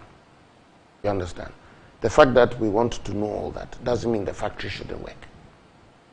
Or you disagree? You'd rather we waited and got all that information sorted out before. The factory should work either way. Good. So that's what I'm saying. I'm saying that information is important. It is not the most important right now. The most important is for the factory to work. When the factory is working and you want to check out the other issues, was there anything to investigate? How did the investigation go? Why haven't we had a lot of things? I don't think that you can say that because we want those questions answered, the factory shouldn't work. The factory should work while we find those answers. So nobody loses. So the people say, one, to reverse the government decision to import raw sugar and restore the Komenda Sugar Factory's original purpose of utilizing local sugarcane outgrowers, which you mentioned, employment. These people were ready. At the time I went there years ago, if you see my pictures, you will laugh. They were very ready, eager to farm the sugarcane type. We said, I've forgotten the name that the type of the sugarcane we said we wanted. But they were ready to even give out their land, since there's a factory within the area. Whatever they were producing, they could switch. Some said they were producing cassava. They wanted to switch. As the new arrangement stopped that from happening. Well, they are saying that government decision to, what's it called? In the time that... To restore. In the time that... To restore. Than to import. To restore what? To restore the original plan of utilizing local sugarcane outgrowers. Because now we want to... Has government said that it's going to import sugar? But if you bring in a new company, the new company doesn't have agreement with the local people. How do you know that? That is what they have gathered. And that's why they have this, the concerned traditional area or the citizens. Is that what they say? Yes. Is that what they say? I was an employee of the Ministry of Trade when this factory was first thought of. The whole idea behind the Komenda Sugar Factory is comparative advantage, principle of comparative advantage. So the technology was brought, because the outgrowers, you've been there. There are huge sugarcane farms in that place. So that was the idea. Take advantage of the sugarcane producers, buy the sugarcane, and use it. And you gave me a chance to speak. When he had his chance, he was busy denigrating somebody. I haven't finished my point. So how does he get to inject and you say nothing? Finish your point. Could you hold on? I'll come back. If he knew all that, why didn't he think about saying that when he had the time? He was busy trying to make people look bad, and you entertain that. Make your point. I apologize. Why do you people do that to Ghanaians? Now, yeah, it's very insulting, and people want to hear real things. If you have these facts, you state them. You don't spend your time trying to make somebody, trying to paint somebody black. I actually thought you were done. No, why? Yeah, but you were done. You were quiet. Who said I was done? Go on. You know, if you want this thing to become feisty, that's your style. So you are itching for it to happen. Okay. Don't worry, it's coming. Okay, hold on. I've tried to be demure. You don't want demure. You demure. You. Why? It's not Why? Now, are you listen, telling me I shouldn't refer to K.T. Amon's character? Now, listen. In 2015, let's talk about it. 2015. No. The Yawapa report on the drill ship. No. Now, go and read it. Hold on. As we speak today, $900,000 of our money is missing. And you are sitting there telling me I'm denigrating his character. Just hold on. Where's the $900,000? Hold on. You want us to go there? We'll go there. Thank you. I have absolutely no problem going there. It's my taxpayers' money too. Can you give me the chance? Thank you. You want it, we'll go there. When you meet Mr. Hammond, then you do it. He can go anywhere he wants. A few weeks ago, he was asked about the $900,000 when he was being vetted. But you can't do this. You can't do this. That's what you can do. Hold on. That's his you best hold that. You hold. I will give you. You were sitting here. I've been quiet. Yes. He's been saying things. He's been pointing at me. So why did you? He's been pointing at me. I've been quiet. Yes. Now you are going over. Now you are going over the edge. No, thank you. Why did you interject? I said, tell K.T. Amon to go to court. Thank you. Hold on. Now, this thing that you referred to, this is your concern. I'm asking, where has the government stated clearly that they are going to import Russia? I don't know. If I knew, I wouldn't ask. They haven't, as far as I know. I actually don't know the details of the lease, the lease contract. So what are we saying? And that's why I keep saying that we need to understand all of that. Then we can raise the questions. Then, and you say, and it says, I restore Komenda Sugar Factory's original purpose of utilizing. It's the same point about knowing what the contract entails. Because I cannot see how we're assuming that that's not the intention. In the first instance, when at the period that you went to the Komenda, if my memory serves me right, and I stand to be corrected, the outgrowers scheme hadn't started. They were at the beginning, so they were not going to be able to supply the raw material. That's what I was made to understand. Yes. I've confessed to you that I've never been to the factory before. I rely on news. So that was what was going on. In this instance, when the company begins operation, the assumption, and it's easy to make that assumption, is that they will need raw material. By now, some discussion would probably be initiated on getting the outgrower scheme started. In the meantime, those who import sugar are not the government. They will continue to import sugar because there will be a need for it.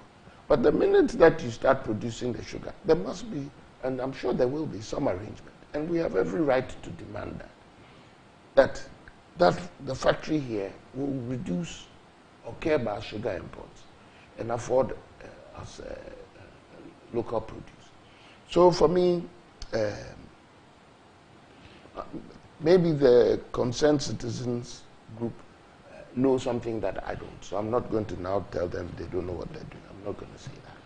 I'm just saying that I think that if all these facts are laid out clearly, we're made to understand that this is what has been found out by the citizens, concerned citizens, then the ministry gives us a more comprehensive appreciation of what has been. Then we move on from there.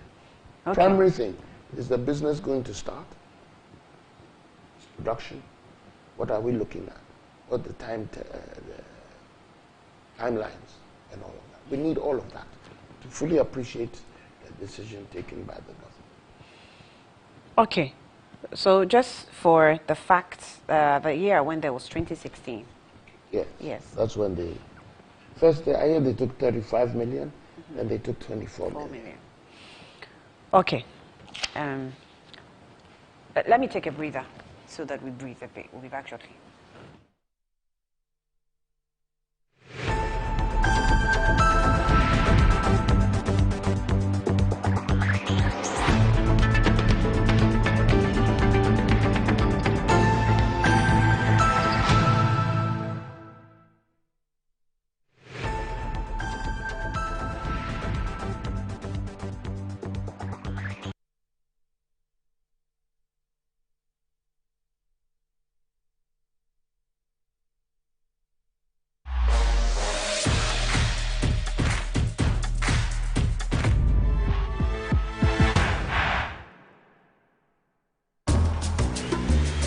Pascal's showing his boss the efficient new technology they've installed. She is pleased, but now she's asking, why is that still there? Pascal explains that the wells can store many, many messages. The boss is not so pleased anymore. If you haven't upgraded your contact center yet, it's time to get business done better with MTN Business.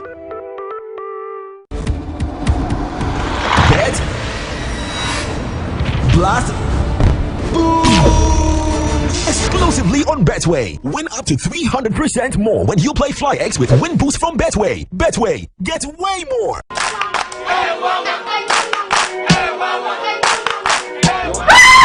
Mama, Papa is walking home. Herbal Hospital. Specialists in every kind of bone disease. Herbal Hospital. Hey, baby, a saga will be Nanso, Yari, Sapa, a dump, Yari. Spinal cord, swelling of the arm, arthritis, bone injury, swelling of the leg with reddish color around it, and so on. See, Herbal Hospital has special ultra-modern machine for checking up the body. I have tried them and I got good results. Try Herbal Hospital.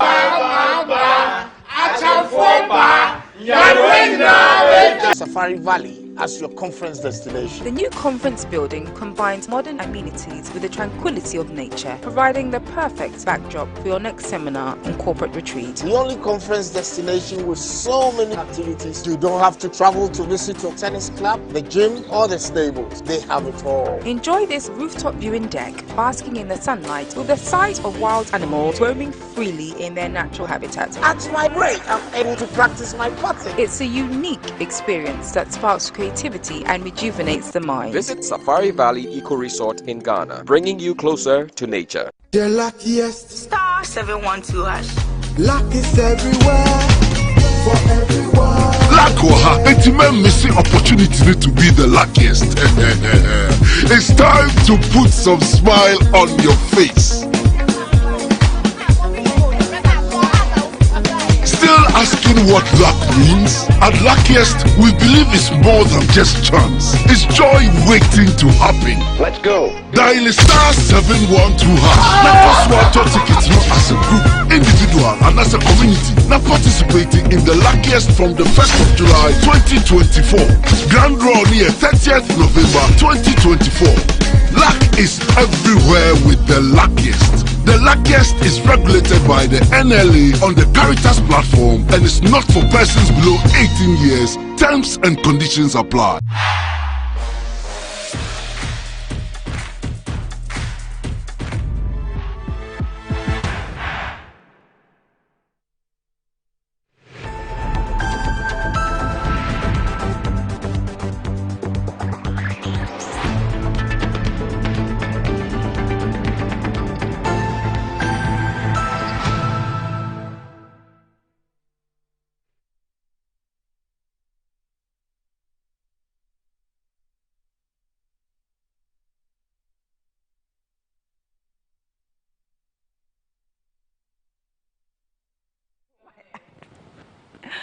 All right, yeah, welcome back. I still have Nana Fredua. Ofuriata. Nana, you are being condescending. Yes. What we said Based on what is you not said. on air, but you are being condescending. Okay. Okay. So let me give you the details of this. Where Betway Cash Out is giving you more control over every trillion bet you place. Enjoy the biggest and most reliable cash out in Ghana on Betway without hassle. So sign up today at betway.com, and terms and conditions apply. It's not for persons under 18. It's regulated by the Gaming Commission of Ghana, so take note of that.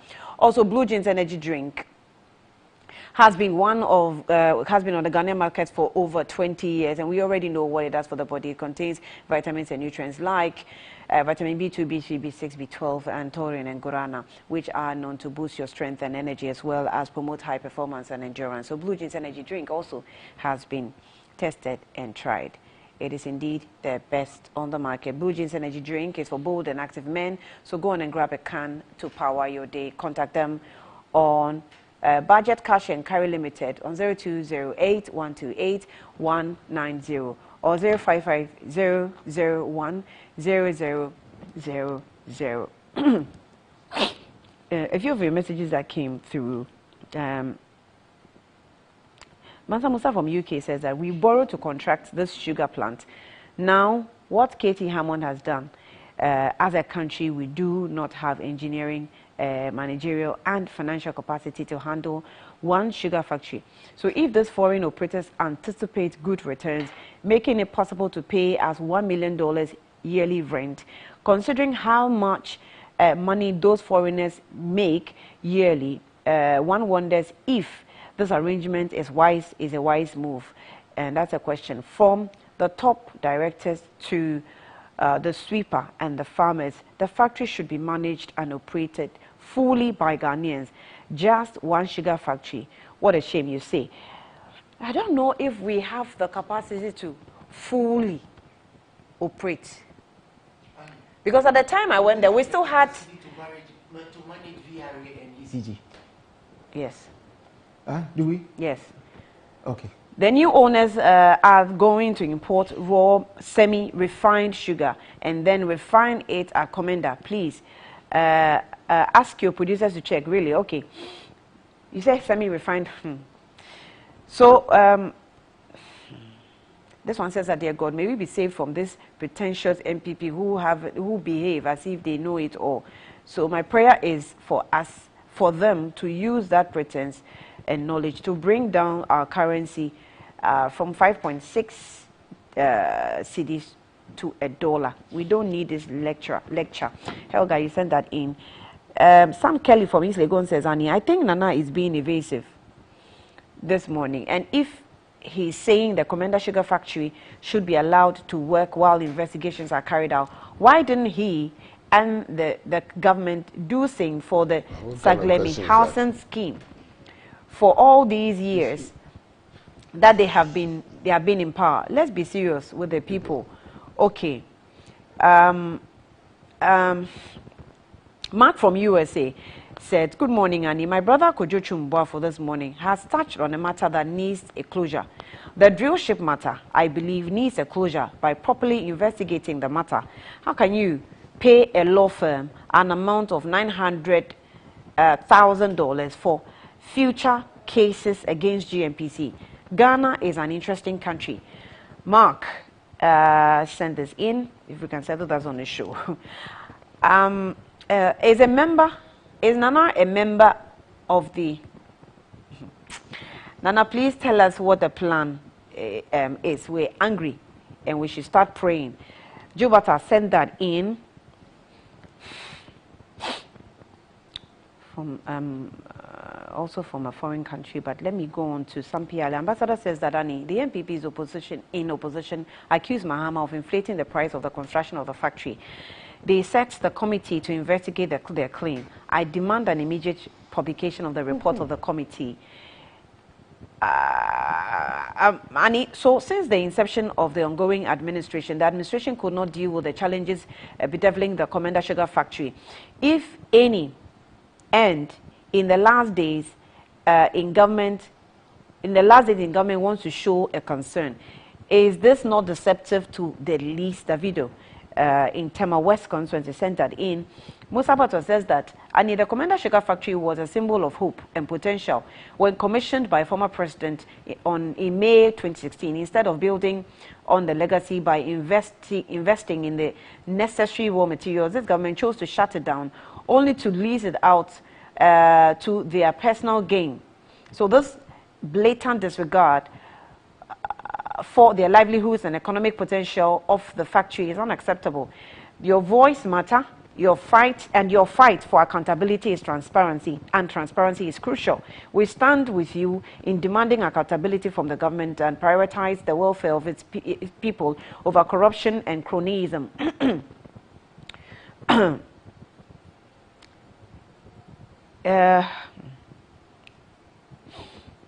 Edie, good morning to you. I see your message. Let me capture this as well. So good morning, Annie. Tell Nana that maybe he can tell K.T. Hammond that he will cry on the radio for the second time. How can he advocate for one district, one factory, while selling a national asset like a sugar factory? K.T. Hammond will cry. Is that about his tears for you? Will cry just as he did regarding the Jewship. So he has caused financial loss to two regimes in this country, and he will go to jail. That's your judgment, right? But that is not for you to judge on the platform anyway. Colors from what to do. And you cannot conclude yet, because we do not know, first of all, the reports on the sugar factory, the investigation that this government said it was actually conducting, and we have not been able to establish as well. So you can't conclude that way. However, I think that the country deserves some explanation too. Annie, leading to the lease. I was an employee of the Ministry of Trade when the Komenda Sugar Factory matter came about, the building of it and everything. As I was explaining to you, the principle of comparative advantage was the reason why the Komenda Sugar Factory was put there. You know that even apart from the Exim loans to build the factory, there was even another $24 million loan that was given to the outgrowers. Seedlings and what have you were given to them. So it was a whole package. It was a well thought out scheme. And as usual, what the MPP do when they come into power is everything that the government before them did was bad. So they went and claimed that they were investigating. He spent money on an investigation. And like Uncle Sampi is saying, where's the report? So when K.T. Hammond stands there and says that people should go to Yoko, Nana is accusing me of damaging the man's credibility. What was he doing when he said that people should go to Yoko? Where are the people who should go to Yoko? And I'm correlating his actions with his character, his prior bad acts. Annie, let me read you a section of the Judgment Debt Commission report headed by Justice Yawapao. Let me read it to you. A Judgment Debt Commission chaired by retired Supreme Court Judge Yawapao. Nana, I did it, Nana. What is relevant to me may not be relevant to you. Your topic was Komenda. Yes, but I am dovetailing his character because he has questioned other people's character. Once you say yes, it is relevant to Komenda, I understand. This is relevant to Komenda. It's relevant. It's relevant. Annie? I will comment on it. You are not able to say. I will comment on it. A Judgment Debt Commission chaired by retired Supreme Court Judge Yawapao had found that the payment of $19.5 million instead of the $14 million earlier agreed on with French bank Societe Generale constituted financial loss to the corporation in Ghana. So a Judgment Debt Commission was already determined that the trade minister caused financial loss. He also paid $900,000 of that money to his own law firm. That is all in the Judgment Debt report. So when I talk about his bribe that you think you should take me to court, let's go here. It's a report in the wall. You see, what I am talking about is a case of the bad judgment that officials of this government have exhibited since they came into office. Nana doesn't want me to say it, but I'll say it. You see, it is a trend. This factory has been given on the cheap to the people who built it. The son of the people who built it is the one that KTM has given the factory to. So he has given it to them for what? How many years? Say renewable. They will come back and tell you we can't pay the money. 10 to 20 years for now. Yes, what are you going to do with when they tell you they can't pay the money?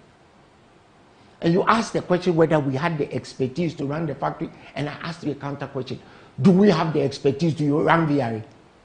Do we have the expertise to run Gridco? Do we have the expertise to run ECG? Do we have the expertise to run Ghana Ports and Harbors? Do we have expertise to run the police service in this country? So is Komenda Sugar Factory brain surgery? Is it that hard? Don't we even have brain surgeons in Ghana? What I'm telling you is that it is a gig. The same gig he tried to do by reintroducing import licensing for cement in this country, so that he can sit in his office and decide what prices we pay for cement. Right. One harvest. Petrol 72 cedis. So why are we not reducing the prices of fuel? Why is KTM not sitting in his office and stopping the people who are selling fuel to us for 72 cedis from selling it? And do you have anything? Why isn't he stopping people who are selling tomatoes 3 for 20 cedis to stop? Let me give another chance to.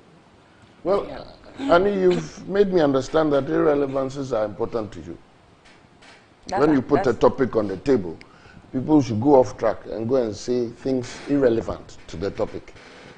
That's what I've understood you to want I don't know, as a standard for your program. I don't know why you're forcing me to use this word condescending a lot this morning. Yes, because you're allowing that to happen. It's an insult. But you're allowing it to happen. Nana, what was the relevance of the thing that he read to the topic you put on the table? He made reference to that point. Only relevance is that you don't want me to read it. I'm sorry. He made reference to that point. And you also... He made reference to what point? To the drill ship issue. And you made comments about it. Hey, and so don't try to use me. He tried. My comment I made to you was very clear that this is not the platform for that, and that the angle that he has taken, as far as I'm concerned, is a lawsuit. How is that? How does that say that? Okay, then let him read something irrelevant to the topic on the table. If someone makes, I mean, you asked me to make a statement. That's what I wanted to say. You've attacked me, so let me respond. You cannot determine. I'm sorry. Annie, Nana, he's attacking hold me on. too. Let me just do you that. You cannot determine. No, I don't want it to be a banter. I don't want it to be a banter. I'm saying that, Nana, you can't determine how someone should do their communication, even if it's irrelevant to you. That is how the person has chosen to go. If I find it very unnecessary, I'll stop it. But he made reference. Point, isn't it? That yes, you found it. You found it yes, necessary. Because he had the opportunity to justify why he made reference to drill ship. And the point he made, it's a legal case. It is not something that is from his head. So how is that irrelevant? And that one is a Komenda case. And now you continue. I'm done. Okay. Okay. So let me. The rest is up to the Ghanaian public. They're enjoying this. That's fine. They don't like it. They'll express it. Yeah. Well, let me pick an issue where we have two important organizations in this country, and they've all given us some reports. One is ISE, you know ISE, and the one is GII, Ghana Integrity Initiative. So let me pick ISE first. There are 3 headlines from ISE. ISE says, city depreciation contributed to labor agitations, business collapses, and relocations. ISE again says, rotate personnel at ports and force GRA staff to declare assets to improve efficiency. ISE again says, widespread inequality remains despite increase in per capita income. And these are pertinent issues that touch on your lives. That story says that despite a notable increase in per capita income over recent years, widespread inequality persists in Ghana, according to the Institute of Statistical, Social and Economic Research. So the revelation comes from ISE 2024 mid-year budget review titled A Critical Assessment of 2024 Mid-Year Budget by ISE.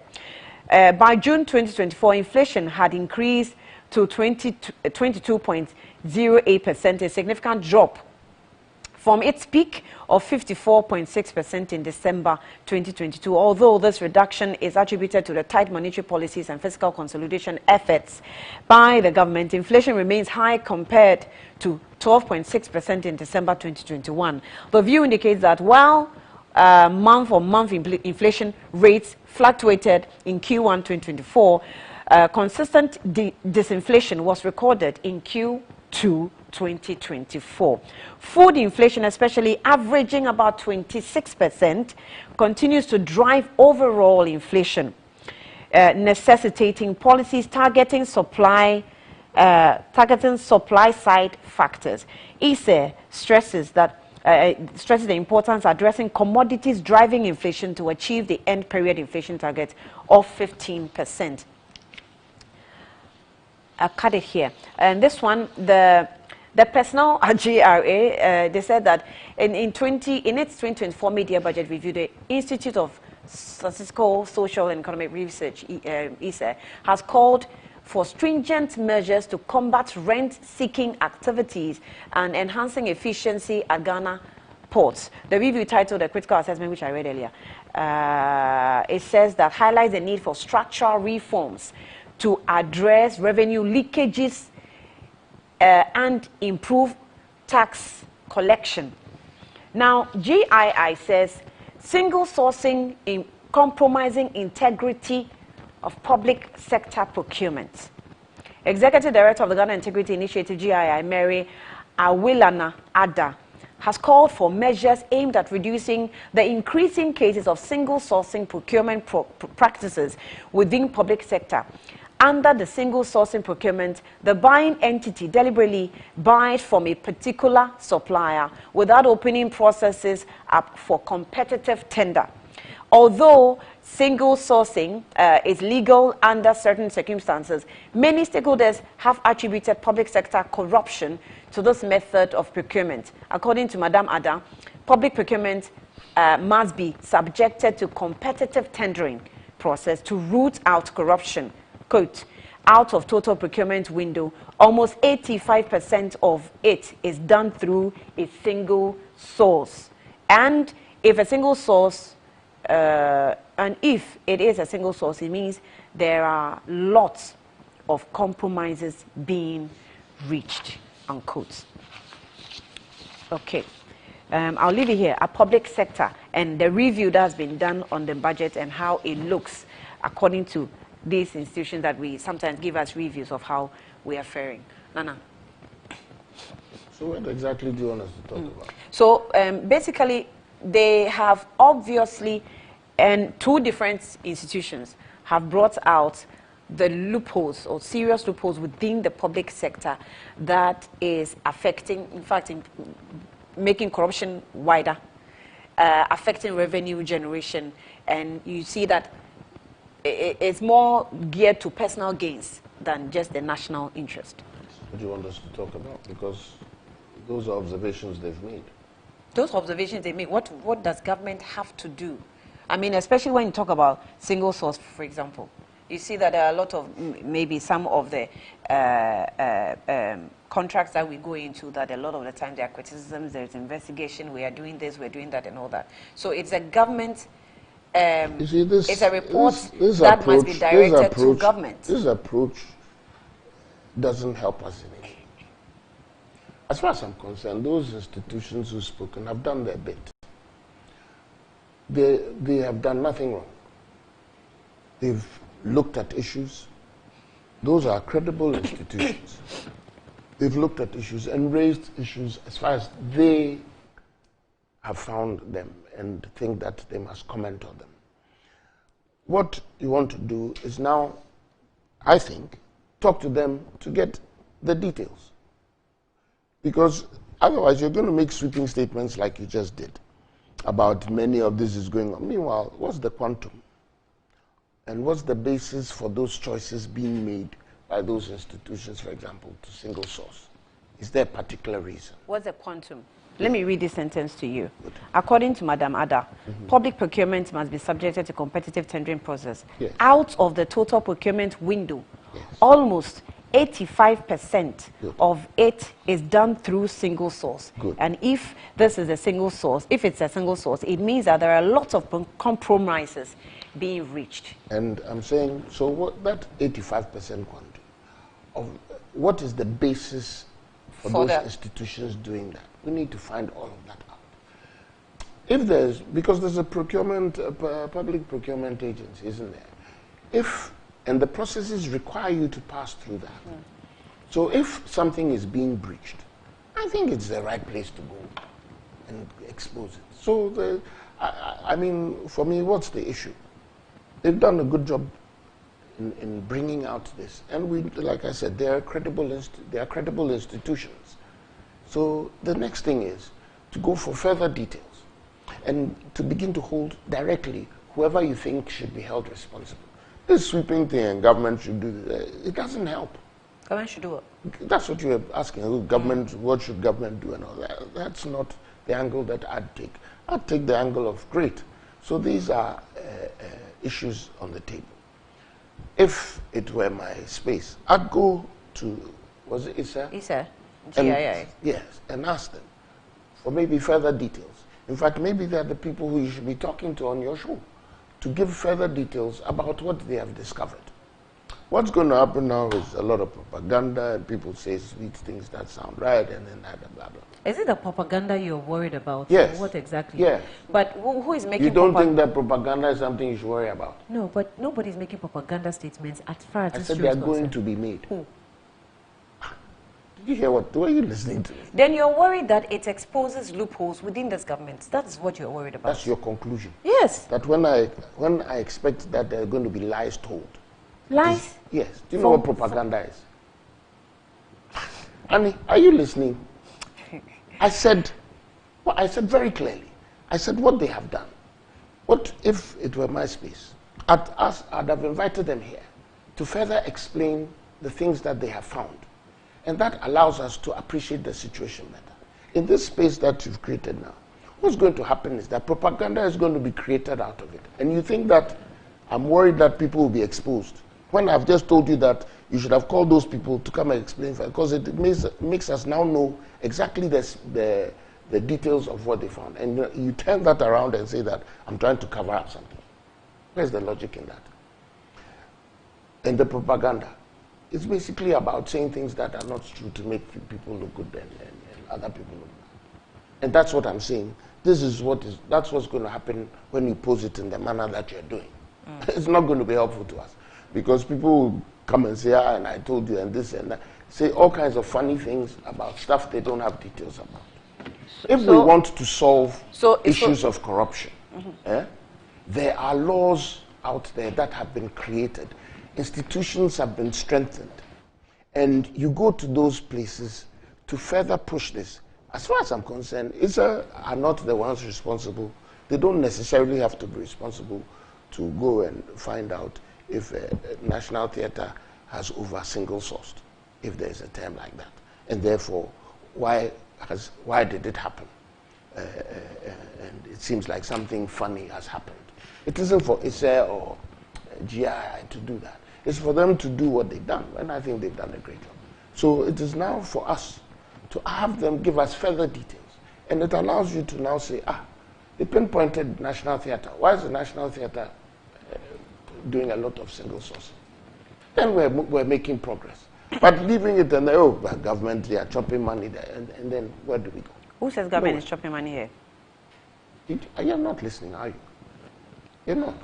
Who says government is chopping money here? Did I say somebody said that? Nana, platforms like these are made to expose some of these things that you come see, up. now there you go. There you go, not listening again. And this morning you've been very strange Nana, about this. it's not thing. been this morning. In fact, you've been this very morning strange you have been strange. because I was very You have clear been in my strange statement. with your I said approach, when you with don't your words, do, with your statements, Yes. and it's unfair. To who? To everybody on this platform, to viewers. I mean, it's almost like It's unfair that I'm noticing what you're doing wrong. What am I doing wrong? Good. What you're doing wrong is you're not listening to what I say. And then you pick a word and flip it. When I talked about propaganda, I said when we haven't done certain things, what you do is you permit propaganda to come. And people are now going to, I used words like going to, say things about corruption and government and all that. And that doesn't help us. That's what I've said. And I'm saying you're not listening, because that's what I've said. I didn't say somebody has said it. I said somebody's going to say it. Because they don't know the details, and they'll go with whatever you put out. What you want to do, therefore, and I'm repeating this, is probably to have those people, those institutions, come and give us further details for us to better appreciate what all of this means. Because, in my opinion, for what it's worth, they make interesting points that we must pay attention to and work with. And that's what I'm saying. How else you translate what I said, I think I'll leave it to you. Since this morning, you're not on good terms with me. You've decided to behave in a very strange way. Maybe because I'm not well. Thank you for the confession. Could you? Okay, then I have sympathy for you. Thank you. You see, Could you? My senior brother, Nana Friedua, has a modus operandi. And the modus, no, it's not you. The modus operandi now is me. It's just to continually take an approach of undermining your intent and your line of questioning. You see, before the MPP came to power in 2016, what was one of the biggest issues that the now president was talking about? He said that he was part, in fact, he superintended the drafting of the single source law, and that the NDC government was using single sourcing as a means of corruption. Didn't he say that? Now, in his government, the Auditor General is reporting that 85% of procurements that go for PPA approval are single sourced. So that means that the president himself knows that single sourcing is a means to an end for corruption. But in his government, it is going on, unabated. In fact, he was criticizing 52% single source in the Mahama administration, and now he's doing 85%. What is going on is imperative, according to his own words. But both doesn't make it In this, I'm not saying both makes it right. That is why, let's just admit that it was wrong then, right? But it is more than 150% now, right? And that makes it better, right? Don't forget that in this government, they themselves have arrested the director of BPA, ABAJ. Wasn't he arrested? He himself was now using his own contracts, right, with his in-laws and his brothers and what have you, to sole source projects that were coming to the PPA. And he himself was doing it under the name of, was it talent advertising? Talent advertising, you are the one into the arts, Nana is the one into the arts. How does talent advertising company be doing construction works in Techi? Oh, but talent is talent. Depends. Okay, talent for construction. It can be in every field. Okay, yeah. So that is what those agencies are talking about, right? That it leads to abject corruption. This is the same ABAJ who gave prima facie evidence against Charlotte Osei on procurement improprieties, which resulted in Charlotte Osei being removed. Today, as we speak, he's on trial. Incidentally, they found 45 million Ghana cedis in his account, which the special prosecutor seized. By some legal loophole, the seizure was timed out, and within a week, all the money was in there. Those are the things that the report was talking about. The now president, who promised us that he was going to stop abundant sole sourcing or the overuse of the sole sourcing, sat there for the SML contract to happen. That was sole sourced. The Bank of Ghana building, the $250 million, that was sole sourced. I could go on and on and on and on and on and on. The National Cathedral, the brown hole, that was sole sourced. The what? The brown hole. That's what your boss Mandy calls it. That was sole sourced. $58 million of our money has gone into that project, and there's nothing left. Which $58 million could have actually been used to renovate a certain building that is opposite the brown hole called the National Theatre. The National Theatre was a gift from the Chinese to us. That $58 million for which nothing has happened, if they had gone to use it to renovate the National Theatre, there would have been some strategic comment here. Yes, it's very strategic. There would have been Nana would have been able to do more. The brown hole is just opposite. Yes, Nana would have been able to adjacent. They are far apart. Nana would have been able to do more how many meters? I noticed that you and him are on the same level. So Nana would have been able to do more things. Please, at the National Theatre.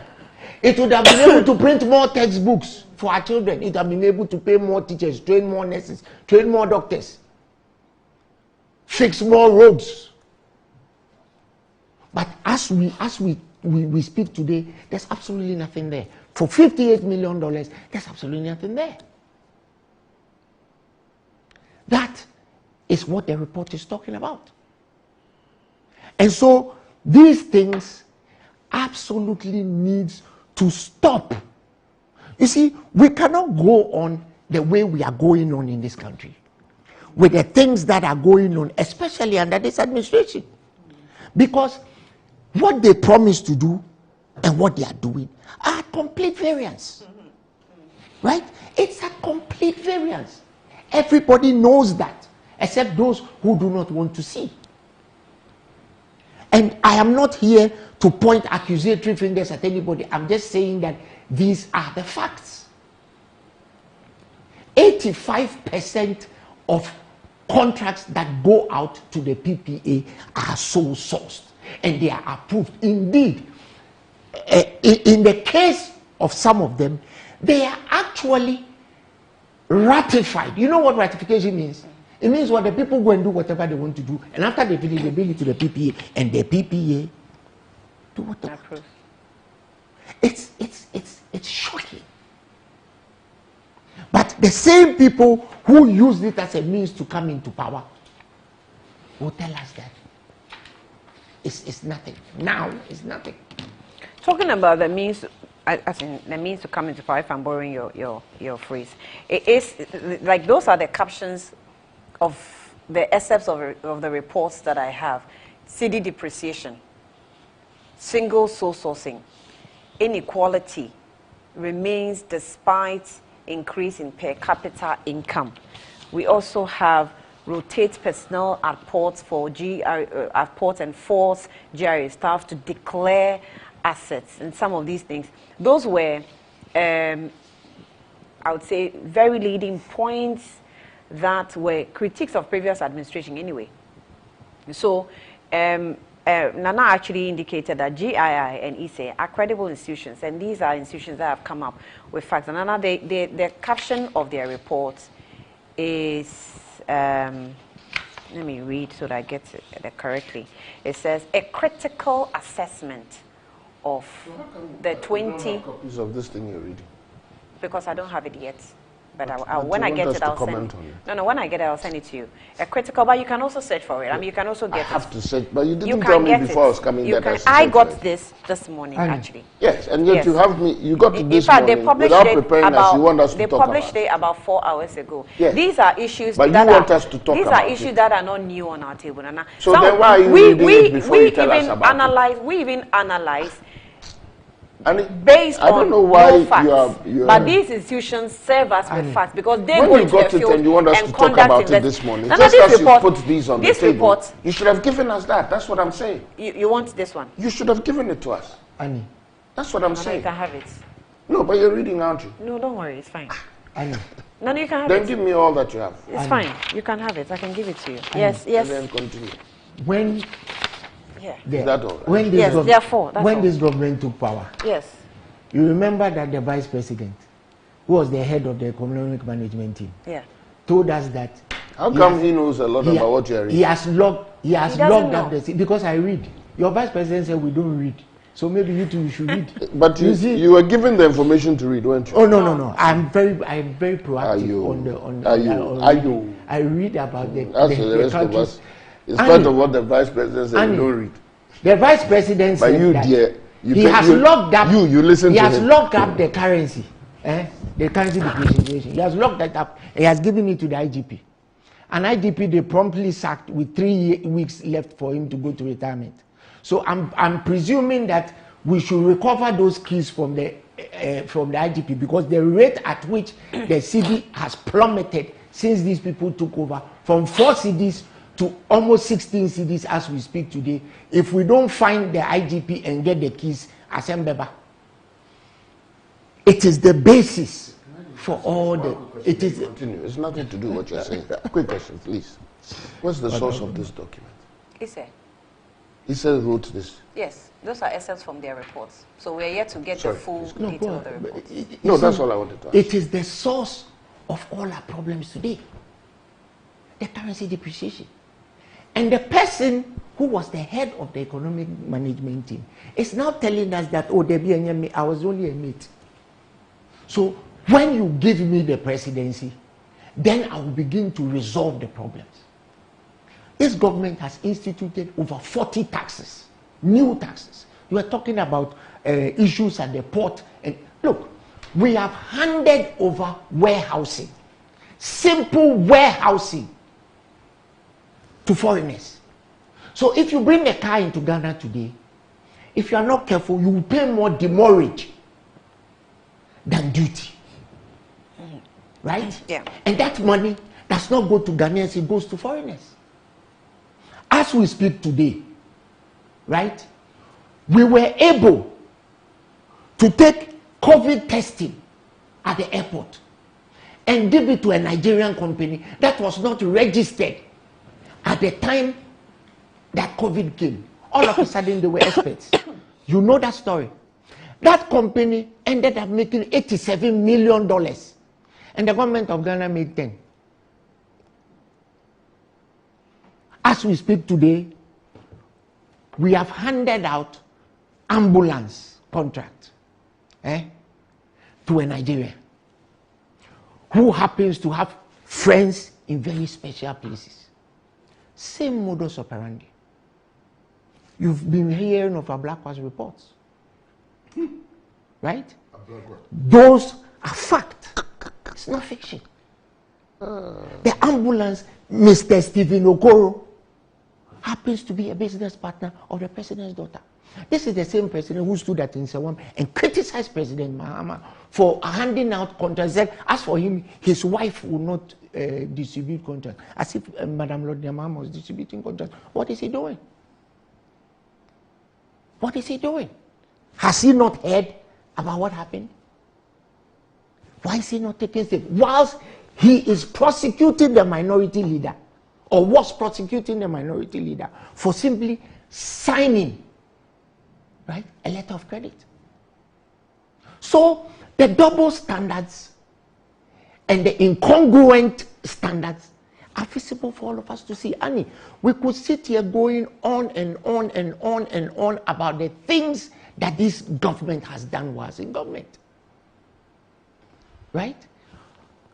But all I'm saying, and all I will say, is that there is an evident double, triple, quadruple standard from which they are operating, which is not inuring to our benefit. The Vice President, Alhaji Bawumia, is telling us that electricity prices are high. Come on, Mr. Vice President. You were in charge of the PDS scandal, where you took our electricity corporation and handed it over to people who had no knowledge of what they were doing. And I'm not the one who said it. The then finance minister wrote a letter to the police that the acquisition of Electricity Corporation, which became PDS, was fraudulent. Annie, you remember that Kenneth Furata wrote a letter to the CID. Up to today, who has been prosecuted for it? Did we not hear a very familiar voice distributing percentages and ownership in PDS like he was distributing gem biscuits for children at Christmas? What has been done about it? If it was my voice that was heard, would I not be before a court? So those are the uneven standards we are talking about. And today, you, the same president, are telling us that electricity prices are high. Why do you think they are high? Have you prosecuted anybody for that PDS theft? Annie, if you are giving PDS, if you are giving ECG revenues for a day, you will resign from Metro TV and buy Metro TV. Do you know how much money ECG collect every single day? Over 50 million cedis in revenue. How long did that PDS scandal go on? Have they been asked to bring back the revenue they collected? So there are things that have gone on in this country that defy logic. As we speak today, every single blade of grass in this country is being bought. How many times have you heard government officials being at their workplace and being told that your office has been bought, so move? We are sending a bulldozer. Indeed, the judicial service, JUSAG, have gone to court to protect their property. And you know what the Chief Justice is doing? She said they should settle it amicably. Settle it amicably. This Supreme Court that takes every single case that comes before it. She's the Chief Justice. Yeah, how is this an amicable settlement? I'm just saying that there is an uneven and incongruent standard in this country that has been created by this government for corrupt purposes, and it must stop. That's one of the reports. Exactly. Nana, you said you were what? Yes. Or you don't want me to speak again? Speak. As usual, you've allowed irrelevancies on the table, but that's your style, as you've admitted this morning. Yes, because a lot of the stuff he says has nothing to do with the stuff that you put on the table. Nothing whatsoever. Now, the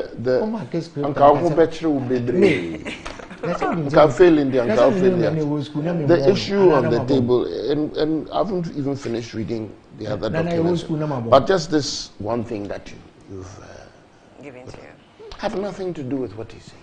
And if you allowed for it to be the issue, you'd realize that there's more and better to say to enlighten even those of us who are reading this for the first time and for which maybe we hadn't thought about before, to think better and offer better thoughts. Yes, offer better thoughts.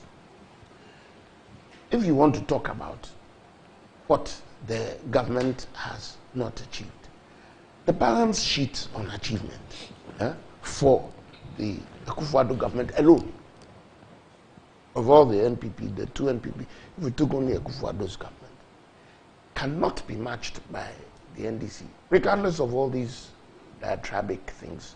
I don't know whether diatribic is the word, but in spite of all these things he said. So it is easier and better for him to pick up what he and they consider to be scandals and highlight that without dealing with the truths in there, than to talk about what we've done, which is not what he's going to do. It's not his space to do that. So if we've done better at agriculture, in spite of our problems, if we've done better at health, in spite of our problems, if we've done better at education, in spite of our problems, if we've done better at roads, at industry, in spite of our problems, than they could ever do, there's a lot to say for what the Akufo-Addo government has done. A lot. A whole lot. You'll sit in Accra, sit in your home, read what it is that you claim you read, and come up with the things that you spew. But on the ground, go and see. Travel the country. Find out what is happening. You can choose to do what you like. Now let's talk about this thing. The statement start, and I'm reading only this one. widespread inequality remains despite increase in per capita income. That's ISA's statement. According to you, it's from ISA. Now, they raised two things at the same time. Yeah. They said widespread inequality despite increase in per capita income. How does per capita income increase? I'm not an economist, so I won't figure anything extraordinary, other than to say it must be because of government policy. Government policy must have played a role in the importance of increasing per capita income. And when they talk about widespread inequality, why? Would it be because of government policy? Would government now create a situation where per capita increases, and so people, those who are poor must be poorer, and those who are rich must be richer? Is that what increasing per capita income does? So we need to call them to the table to explain to us. They opened their statement by saying, despite a notable increase in per capita income over recent years, you're smiling. No. It's my time to preach. You allowed all this funny stuff to pass and we said nothing. Go ahead. You find it interesting? Yes. In recent years. Those recent years are the Ekufuado years. Ekufuadonomics are the recent years that have increased per capita income. But who is responsible for closing the gap in inequalities? The government. So that's why I said in my initial statement that when Issa raises this, it is Issa who should come and explain further for us to better appreciate what they've discovered. Not for Kojo Chumbwafo or myself to come and sit here, and for you to encourage Kojo Chumbwafo in this diagram. Why? Is Issa better than you? Yes, yes, they know what I don't know. If you have a difficulty accepting that, I don't. You do not have their capacity. When they write, you read.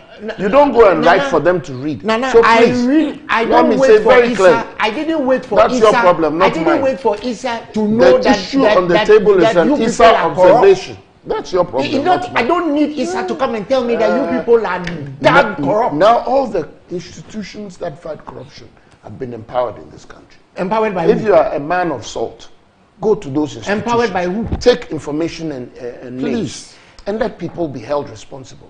That's where governance. For the first time in this country, we find $6 million in a minister's wardrobe, and that's empowerment of corruption. When Nana Kufuado, the sanitation minister, how much money do we find in a wardrobe? It was not in this manner. It was not in this. This is not citizenship. Citizenship is what Issa has done. So if they have done well, in my humble opinion, at putting together this information, if I am interested, I should be probing more by asking them further questions. If they were biased, they wouldn't have said that. If they were biased against what government has achieved, they wouldn't have said increase in per capita income. The increase in per capita income is the 2 new oil fields that you took over on assumption of government. That was done by the NDC government. So don't come and sit here. You see what is he criticizes me. He criticizes me for saying what I want to say. Now he's talking about per capita income. Inflation had increase in per capita in the same is the 2 new oil fields they took over. Okay, allow him. You were not. You did the same thing to me. I did the same thing to you. Now you are coming to question my intellect. When you did this, you are questioning my intellect. You are the one who questioned it, though. Me, I wouldn't take it. You question my that Issa. You are smarter than Issa. That's your business. I said, not mine. What do Issa know that I don't know? But you said that I'm not saying they are more intelligent than I am. I'm saying that they have put this on the table. As for me, my results are not missing. My results are not missing. That's your problem, not mine. My results are not missing. You're the one Everybody knows my classmates. You're the one I'm just I have absolutely no problem intellectualizing anything anytime because I apprise myself of what is going on. Your condescension this morning. Now wait. Your condescension this morning has been noticed by everybody. Okay. That is your modus operandi. Condescension. Telling the hostess what she needs to know. When it suits you, telling me what I need to know. When you finish, I will say what I said. If you are feeling insecure about your knowledge, that's your problem. I said, as for me, I have classmates. Okay. That everybody, I didn't graduate on Sunday. Allow him to learn. I didn't graduate on Sunday. I didn't go to school with my father's certificate. Because of time. Hold on. Allow him to learn. He's not interested in dealing with issues. Now, don't come and sit here and come and question my intellect. I know you're the one who you did will your not own question my intellect here. I'm telling you that right now. So by June 20, when I was in the engineering school in Albany, you were there. Don't come and tell me, and I passed my exams. Don't come and then sit here and behave like I think the viewers are already. Annie, The viewers, yes. Listen. Yes. Nana Fedua has a modus operandi. That is what he's doing. He's questioning you. He's questioning you because he doesn't want the abysmal government of the abysmal record of his government to be known. You've said that many times. So I don't even want to talk about friends and family. Okay. If you like, let's go there. It's okay. It's okay. Thank you. Come and tell me who have a question, you intellectual. Now, by June, I'm reading from the statement. By June 2024, inflation had decreased to 22.8%. A significant drop from peak of 54 points. How could that have been achieved? How could that have been achieved? When inflation was 54.6%, both figures were achieved by the same government. Good. We looked at government for a solution. Now it has dropped significantly. That one, the government doesn't deserve recognition for it. No, but those inflation figures, the question is, now, you take inflation to 50-something%, and then you bring it down, and you say we should clap for you. I'm saying that the percentages that you're... the inflation figures out? The inflation figures you're reading, they are both achievement of the government. Inflation is achieved by the government. I said, you are saying that. I'm asking you a question. Is inflation achieved by the government? Yes. Really? Yes. I see. Yes, because the whole of Ghana has had because if you say that the inflation has been brought down from 50 to 22, then that one is an achievement for government. Then I'm saying that yes. So if it goes up, who achieved it? It is not government that achieves inflation going up. Governments achieve inflation coming down. Yes, anywhere in the world. Really? Yes. Okay. Have you listened to Mr. Biden recently? Yes, a couple of times. And you've heard him when he's talked about what's going on with their pricing out there. And the fact that he points at how people are overpricing and things like that. Oh, okay. Have you? Okay, I've heard that. You've heard that? Yes. But that one, you didn't think that, you thought that it was still his fault? Yes. Okay. Now I understand your thinking. Okay. Good. Now back to my point. Oh, no. From if it has if that's what you're saying, who am I to challenge you? Yeah. Yes, I mean, but if I blame Biden of same, I won't change the principle. That is why I said you have understood you. Well, you have a problem with that. No, I don't have a problem with that. At least you're consistent about your thinking. No, and you're consistent about your comments and the way you put things. Thank you. I'm glad. That's credibility. So now, if that has happened, the government policies have worked. Now, it says, although this reduction is attributed to tight monetary policies and fiscal consolidation efforts by government, in other words, government has been working. Yeah? Inflation remains high compared to 12.6 in December 2021. Naturally, that's true because from 22 we're later and 12.6, 22 is high. The review indicates that while month-on-month inflation rates fluctuated in Q1 of 2024, consistent disinflation was recorded in Q2. Food inflation, averaging about 26%, continues to drive overall inflation, necessitating policies targeting supply-side factors. Now, how that particular issue is what draws my attention to this thing and why I think you've done us an injustice. And yes, I am dealing with you this morning because I think you have done us an injustice. For example, food inflation. How is it that somebody goes to the farm, comes off with a plantain, and then asks for the forex rate to determine its price? We live in this country and it's happening. Those are the problems we face, and yes, those are the demands we probably should be making on government to come up. The forest rate directly affects fuel prices. So the plantain came off the farm to the roadside. I didn't say it came and then it was driven to Accra. Okay, Yes. Okay. I don't know what you do for a week. I go home and I travel, and that's what's happening. And I'm saying all kinds of things, and even the transportation cost that you're talking about. When you've done the math, it is still preposterous on the rates that they charge in say, Accra for the cost of food. These are real facts we're dealing with. And if we don't allow ourselves to think through these things, and yes, place the responsibility to government where it should be placed, but the rest of the institutions under these things, including traders and everybody else, if we don't want to deal with those facts, then you'll get kind of... Are these facts happening only in this government? What's that got to do with the topic on the table? Did Issa compare this to some government? These factors happened under other governments. I said, did Issa say this? I asked you a direct question, Annie, based on your statement. Did Issa refer to a previous government?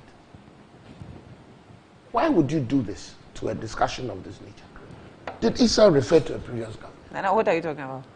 It refers specifically to particular periods. It doesn't offer any political, partisan political thing, and yet you want to inject it into that.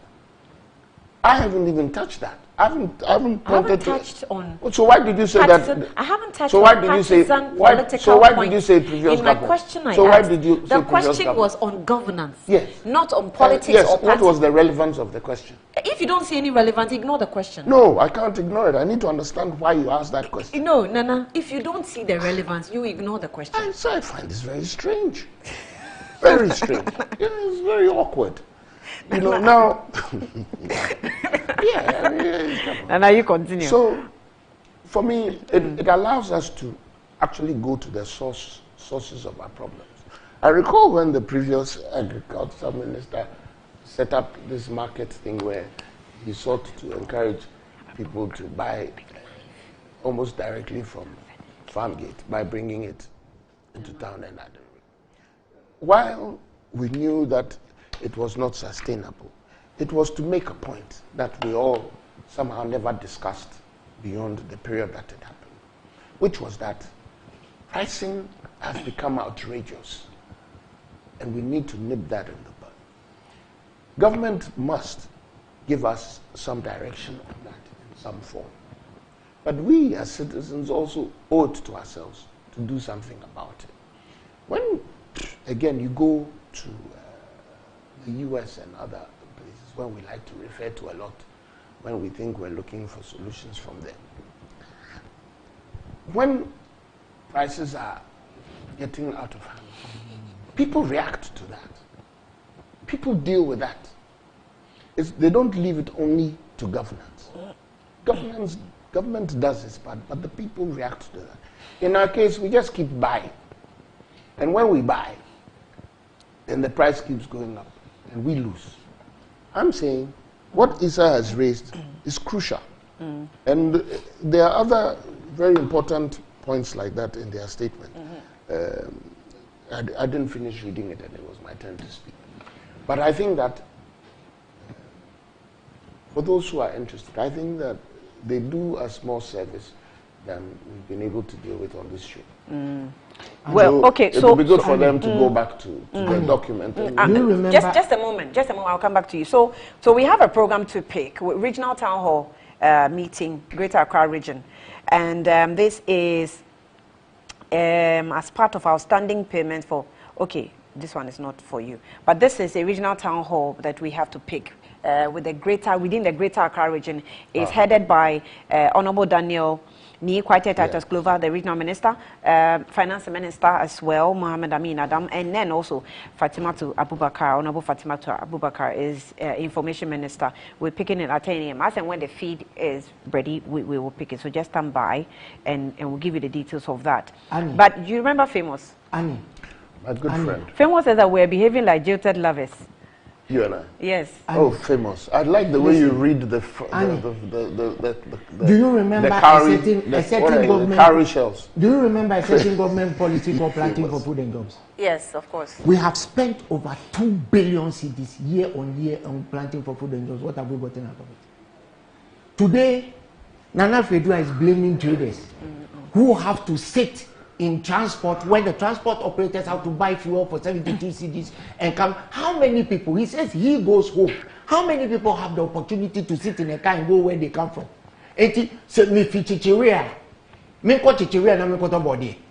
And I mean, what chichiria na me ko to banchi. Most of the people. That's what you don't understand. What most people you don't listen, so you don't understand. So even the statistical services, when they go and calculate inflation, they go to market. Do you remember? Baumia was busy running around Malata market with the basket and he had calculated inflation.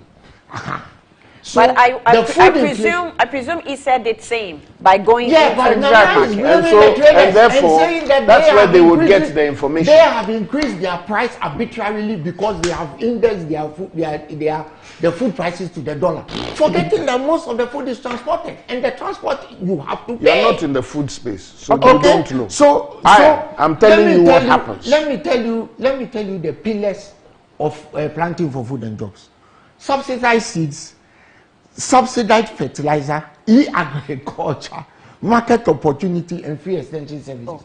E-agriculture. It's part of the yes. We have spent over 2 billion cedis on what is the result of that money we spent. So when we sit here and you hear the pontificating, you hear Pontius Pilate washing his hands and telling us, so we don't know what is going on in there, and we don't buy anything. This is what people are talking. You see, instead of the government focusing on things like this, they are busy rewriting our history. You couldn't focus on anything. When I say it, did you focus on anything? When you were in government, you didn't focus on anything. Would tell me that I'm instead of focusing on things like intentionally not attacked NDC this morning because the issues on the table were clear. They are busy but when you were in rewriting government, our what history. did you do? They are busy rewriting our history and telling us who got independence and who didn't get independence. That's what they are doing. He's finding a way to bring that up. Yes, I'm finding a way. Because we are sitting here, my sister. You see this note? There are 6 people on it. And according to their party, they claim all the 6 people gave us independence. Of the 6 people here, one of them was a terrorist. And one of them found that terrorist guilty, right, of terrorism. And yet we have them on our currency. How is it that our currency will not depreciate? Bad karma government. You see, it depends. I didn't know you were getting that. One of them is a certified terrorist. Justice Akufo-Addo, Justice Akukosa, and Justice Van Leer. All of them are UP jurists. They found that character guilty of terrorism, and yet he's on a CD. So someone tried to give us some information. Per capita income. The history of this country, the more person just a moment. You don't need so economic growth. It gave us increased productivity, technological advancement, investment and savings. However, high levels of inequality can limit the potential per capita income growth and create social and economic problems. To address this, policies aimed at reducing inequality such as progressive taxation, social welfare programs, educational and training initiatives, labor market regulations, wealth redistribution mechanism. Now, so these 5 pillars has dropped in this country because the government is not paying on its loans. Okay, we are not paying our bills. That's why inflation has dropped. So actually, on the bills, okay, that's also another issue. But we are not paying our bills. But this one, you see the benefit. So someone said I should ask you this. The clarity that has what is Nana Fedua's issue with relevance? Does he think this show? I'm sorry. No. The issue with relevance is he doesn't want you to talk about anything. You're not Nana Fedua. He says that. Does he think the show is a courtroom for to be insisting on relevance? You put on the topic on the table, and panelists are to address how the topic, how we want the topic to even with their known political biases. Okay.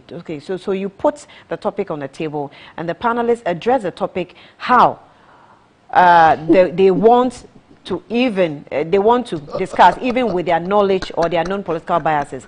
So do not control.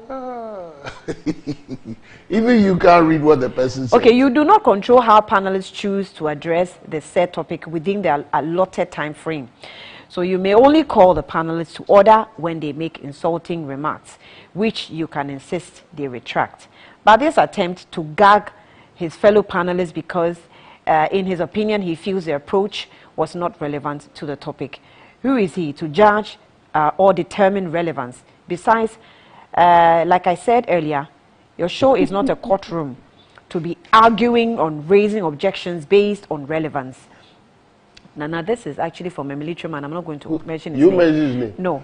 Why are you protecting him? Then why did you read it? He's protecting me, so me to have to protect him. Why? So why did you read it? Why? Can't I read a message but isn't it without interesting? a name? Isn't it interesting that Kelly? Isn't that you as that person? Annie.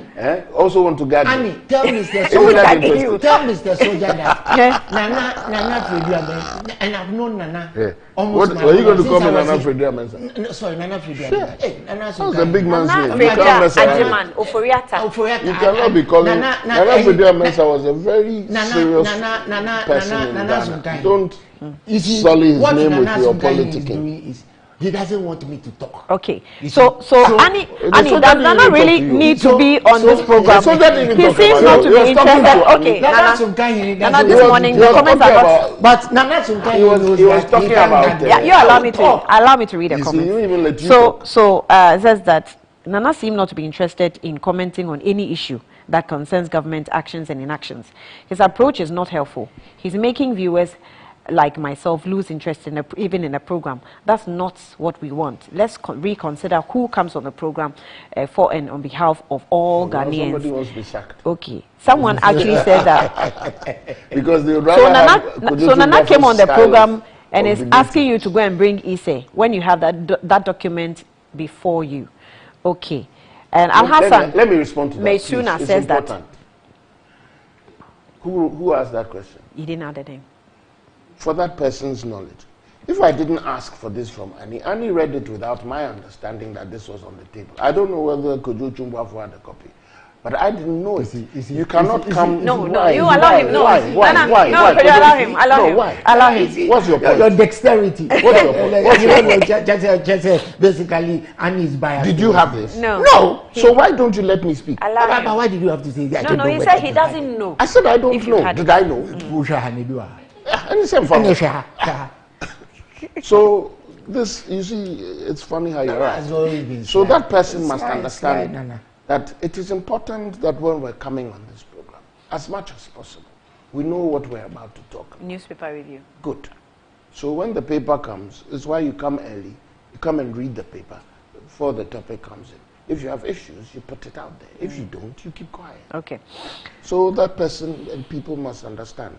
Otherwise, this would be something of a joke, and it shouldn't be. The comment is a joke? No, the show. If we don't come with a I get certain your point. depth of understanding of what's here, then we're joking around. Okay, so... if you notice, when I don't know something, I have no shame in saying so, because you cannot come and sit here and talk by heart. Annie, the MPP in opposition accused Mahama of inflating. Okay, I think I read this. But Nana Fredia, your subtle attacks on Annie is not fair to both the host and the viewers. So that one there, such is life. When Annie brings Are you herself, proud of it? That almost every viewer is protecting me. Are you proud of that? Annie? You said it's such Annie, do you want consistency and truth? In what? In your life. How? Do you want consistency? Everybody wants consistency. No. Answer the question. Why? Do you want consistency and everybody truth? wants, including myself. I'm not talking about everybody. I'm saying Annie Ampofu. Do you want consistency and truth in your life? You didn't add Ofriata. Yes. Oh, I like that. Can we repeat that? Then follow Nana Fredia. Because that's all I live for. Consistency and truth. So what is the truth? Whether it goes against me or not, it's not the concern. The issue is, let's be consistent about who we are and what we do. That's what I stand for. You want Annie, and so I will not Annie to like do anything and truth, but you the don't public like may not agree with me based on the facts they know or have. Based on what you said on the show. Good. And so I also speak based on what I know and have. Read to Nana, he doesn't want to agree. I cannot. When you read, I listen. So if I disagree with what you read, I must say so. Because you read it, I should accept. It doesn't work like that. So, was she reading Greek? Was she reading my sister, Annie, Nana Fredia, all through the program has tried to impugn your integrity by saying you leaked Apo to Kojo Chumbuafo. No, We, that's the Watchers Association. I didn't do that. Okay, we the Watchers Association. Let me finish. Annie doesn't We, the Watchers doesn't print Pasco like the educational minister. You are not part of the conversation. We, the Watchers Association of Good Morning Ghana. I'm sorry. Nana, you need to listen to this one. But you're not allowing him to stop talking. Could you listen? We, the Watchers Association of Good Morning Ghana, take a serious exception and report the matter to the Chibi Traditional Council. Nana should be ready with a white goat to pacify the gods. Cheers. And this is from Mark, USA. Mark wakes up at dawn.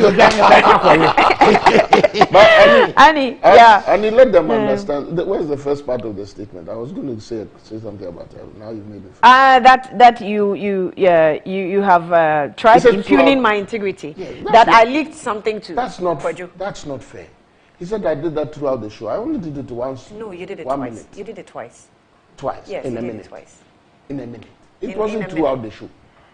But twice is enough within the show period. But it wasn't. That was to impugn that I'm giving him something. He said throughout the show. All the issues we discussed. I didn't dispute the impugning bit. I disputed the time bit.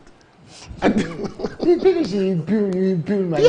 I told you that I stand for consistency and truth. The truth is that I have tried to impugn her intentionally because of what she has intentionally done. Okay, we will use the last minutes as we wait for our town hall meeting. Is our time? Yes, it's 10:28. We're just waiting for town hall meeting. He has impugned so we've been sitting here waiting for you to go on air. No, we're not going on air. You have impugned my hard end. I was actually expecting that they will come at 10 a.m. Yeah. So I gave you realize that I gave you the time to being healthy. Oh, the life you want to go, you can leave me here. Yes, I do. If you want to go, you can leave me here. But here, let's go back to the National Theatre where it's very cool. No, we are not going back to the National and tempered. We are not going back to where some people don't get to say anything. We are not going back to where some people don't get to say. 4th August. We are going to 4th August. You can't rewrite. I thought we're finished. We're almost done. Going to we can't rewrite history. Let me Mahama to Akufo-Addo. We are going. Mahama is accusing Akufo-Addo of trying to rewrite history. Akufo-Addo has commented on the matter. Yesterday he did. The CPP released a statement. I think you have copies of the statement already. The former, Speaker of Parliament, Michael Quay, the Honorable Michael Quay, also made certain comments about human rights. And he said that if we had to give any accolades of human rights to anybody, it should be Nanado and not Dr. Kwame Nkrumah. I think we have the video, but I don't have enough time. So everybody... You know what? Who probably matters is having I will not even talk about what Professor Okwe said. He's a former Speaker of Parliament. I have a lot of respect for him. But let me vehemently disagree with that. Okay? In 2020, 8 people died. 8 people were shot to death. Up to today, the president has never even addressed it.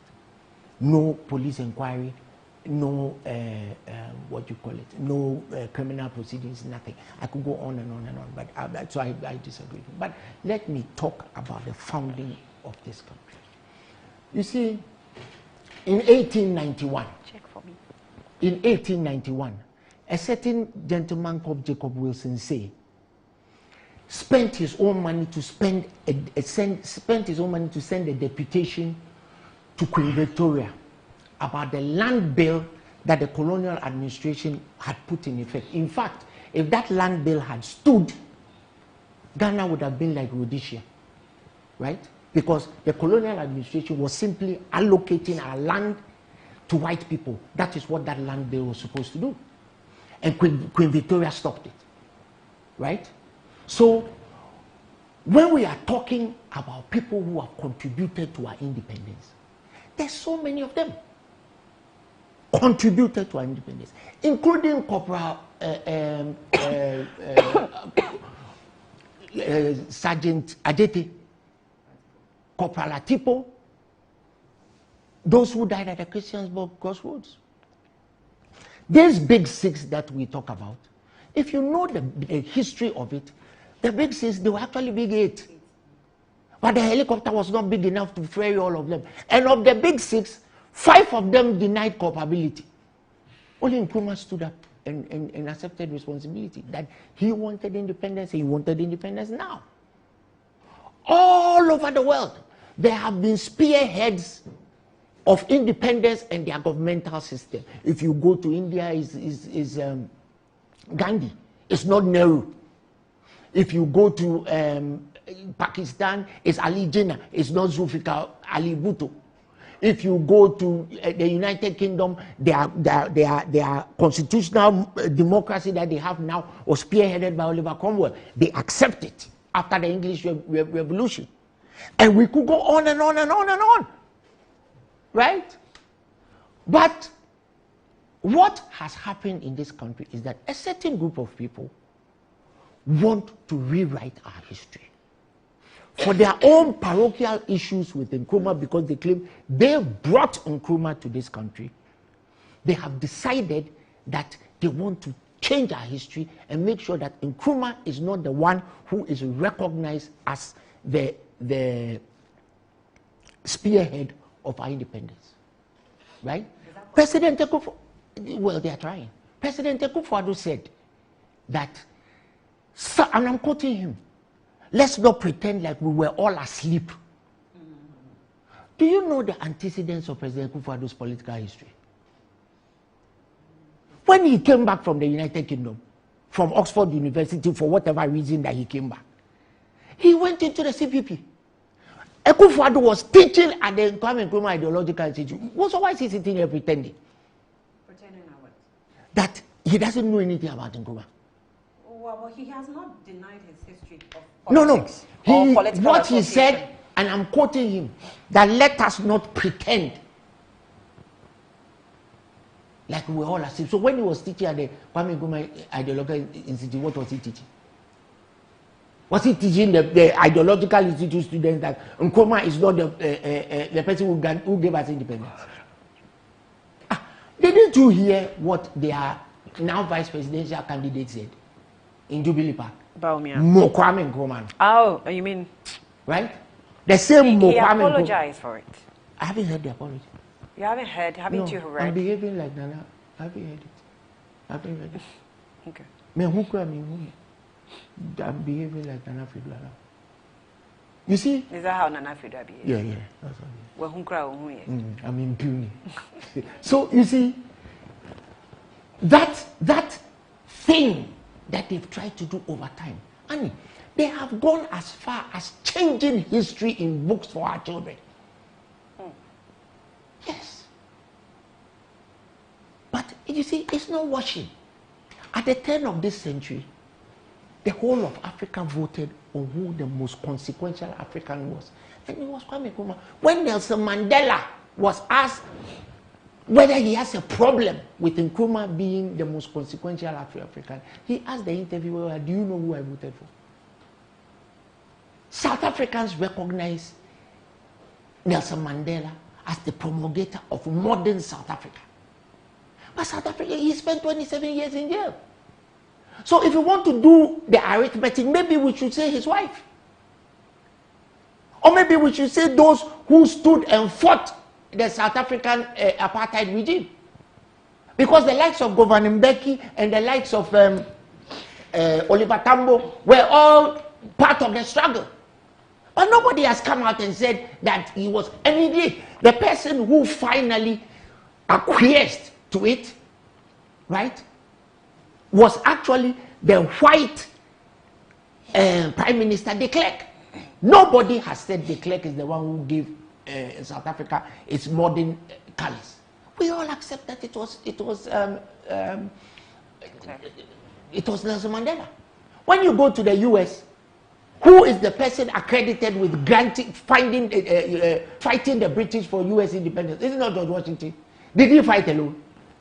Indeed, the person who started that rebellion was a gentleman named John Brown. When we were in school, we were taught a certain rhyme. John Brown's body lies somebody in the grave, but his soul goes marching on. John Brown is the one who rode from Boston on a horse and died immediately after he got to Washington D.C. I'm simply saying that that attempt at twisting our history and changing our hold on. There have been UP's government in this country. Even though they may disagree in principle, They have not tampered with the history. They have not changed holidays. Dr. Buzia didn't change Republic Day holidays. You preside over a Republican country and you choose to change the Republican holiday and make it the holiday of the birth of the UGCC. Okay. These people have gone as far as telling us that mosquitoes gave us independence because the British didn't like mosquitoes. After superintending this country for 500 years, they have now discovered the mosquito. Okay, Nana. The ridiculousness of these debates against recognizing contributions by many people to where we are, I cannot measure. I can't figure it out. Why we're busy trying to shut out people. And if you ask me from my space, communication space, what communication does for people, verbal, active, whatever, it is one of our biggest problems in this country, that we're too busy bringing people down, like has just been done, as opposed to trying to bring a lot of people up. For the record, should anybody tell me that Dr. Nkrumah has not been recognized for who he was outside of these parameters other people are drawing? Has any of our presidents, when I say our, the MPP presidents, ever come out to do that? President Kufuor or President Akufo-Addo? Never. They have never ever uttered anywhere that Dr. Nkrumah was not the first president of this country. What is happening is that it is about time we change the narrative to recognize other people for what they did. Have you noticed one of the things, people may not have noticed it, but it is a benefit of this quote-unquote controversy. Slowly now people are beginning to recognize the other names. Now people are mentioning names like Blay, Tigraf Johnson. They're mentioning those names. Before it was never in the books. Why? It's because now that we're recognizing this area, it's opening up. So now it brings pride to those families. It generates interest and aspiration to young people. So what is this extreme desire to throw tantrums and what have you about the degodification of Nkrumah? Now, let's get some facts straight. Nana Akufo-Addo never taught at any ideological institute. Never. Never taught at any ideological institute. Did you join the CPP when you came back to Ghana? Never. He never joined the CPP? Never. You yourself, you don't know. So let us all call him. No. What was he? Really? How was he associated to CPP? You see, you need to go and sit with him, do an interview and get that fact, and you have that space. So let me not throw out mine, let him throw his. No, that's not the way to answer questions. And people tell me I'm telling you what to do. It's a humble suggestion. All of those things were humble suggestions, so they shouldn't think that. But I think that's the way to get the best answers. Then we kill it once and for all. It becomes this technique of trying to say he did this before. When you're an activist in your youth, when you're an activist in your youth, more often than not, you are leftist than rightist. It doesn't position you automatically into some party. Bless you. So it's important that we stop trying to impose things. Let's get, that's the beauty of sharing information. That's why you do things like Founders Day. You honor people and you also share their experience and aspirations. The minute, for the satisfaction of CPPs, the minute we begin to acknowledge those people, somebody like Dede Ashikinshan becomes recognized. You know Dede Ashikinshan? Yeah. Good. A lot of people don't know where. People like that become recognized. And it's not because she was a CPP proponent, but because in her belief, your government has prescribed Republic Day? Can you explain why your government has prescribed? I will not answer you because it is not your time to speak. No, answer that question. Let the viewers know. It is not your place to tell me what to say. You have been telling me my place the whole. You've been telling me my place the whole. You yourself said that. He doesn't want to answer the question. Yes, I won't. Your government has prescribed Republic Day and made the day that the UGCC was founded a holiday. August 4th. It was not a Nife holiday. Not only do you it was UGCC birthday holiday. You actually allow girls to see their aspirations that they can come up with. And all of those sets values and all of that. So there's a benefit to doing that. There was a reference to Gandhi in particular I found interesting. Because Gandhi was never prime minister. But he's still recognized as... I'm talking about the individuals who are recognized as those... So what is wrong with recognizing Dangwa? What is wrong with recognizing Grant? What's wrong with recognizing... Has anybody said... What's wrong with recognizing Blay? What is recognized? And then here's another matter of fact. Is trying to demonize Nkrumah, which you people have done. You even went and burnt Nkrumah's books. I'm sorry. Annie, we have a history in this country. Let's debate it. I think it is why were Nkrumah's books burnt? I'm sorry. By the UP tradition. tradition. The activities and the happenings leading to independence. Nkrumah's books were never burnt. I have copies in my library. If you don't have, when Nkrumah was overthrown. When Nkrumah was overthrown, his books were not burnt. Which books? His books were not burnt. Oh, but do you know how many books that were burnt on David Dankwa? That's not what helps us. Burning do you books. Understand? You see how I said, but do you know that David Dankwa's books? And then what? They were burnt. How does that help you and I? David Dankwa's books were burnt away. Yes. How does it help you and I when we do that to each other? It does nothing but these are the very people who said they didn't want independence. Keep a rift and they didn't want independence. So for me, these are they didn't want that you get to know.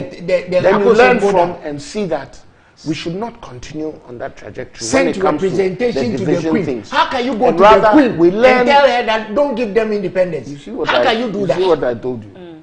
You see what I told you about his behavior. Just like this. I'm impugning. So there's the character of the UP tradition. In the fact that we must be sending representation to the Queen to go and tell them you haven't finished with the experiment in the Gold Coast. Don't give them independence. Does that not tell you now you want recognition? Recognition for what? Of this thing. Does it not tell you a lot about the understanding of this thing? If we can refer to Gandhi. Even as a non-prime minister. Thank you. So there's a certain collection. Now, but and all these other people that you talk about. And by the way, I don't believe the Americans called George Washington the founder of America. They said he gave them full recognition of all the players in America. Full recognition. The Constitution is not written by George Washington. You understand? So if you want to make those comparisons, you fail. Because in fact, if you want to say theirs is a good system, what we are doing is what they are doing. In Britain, the history of Parliament and its achievements and all that, it's Oliver Cromwell, but they don't leave it to him alone.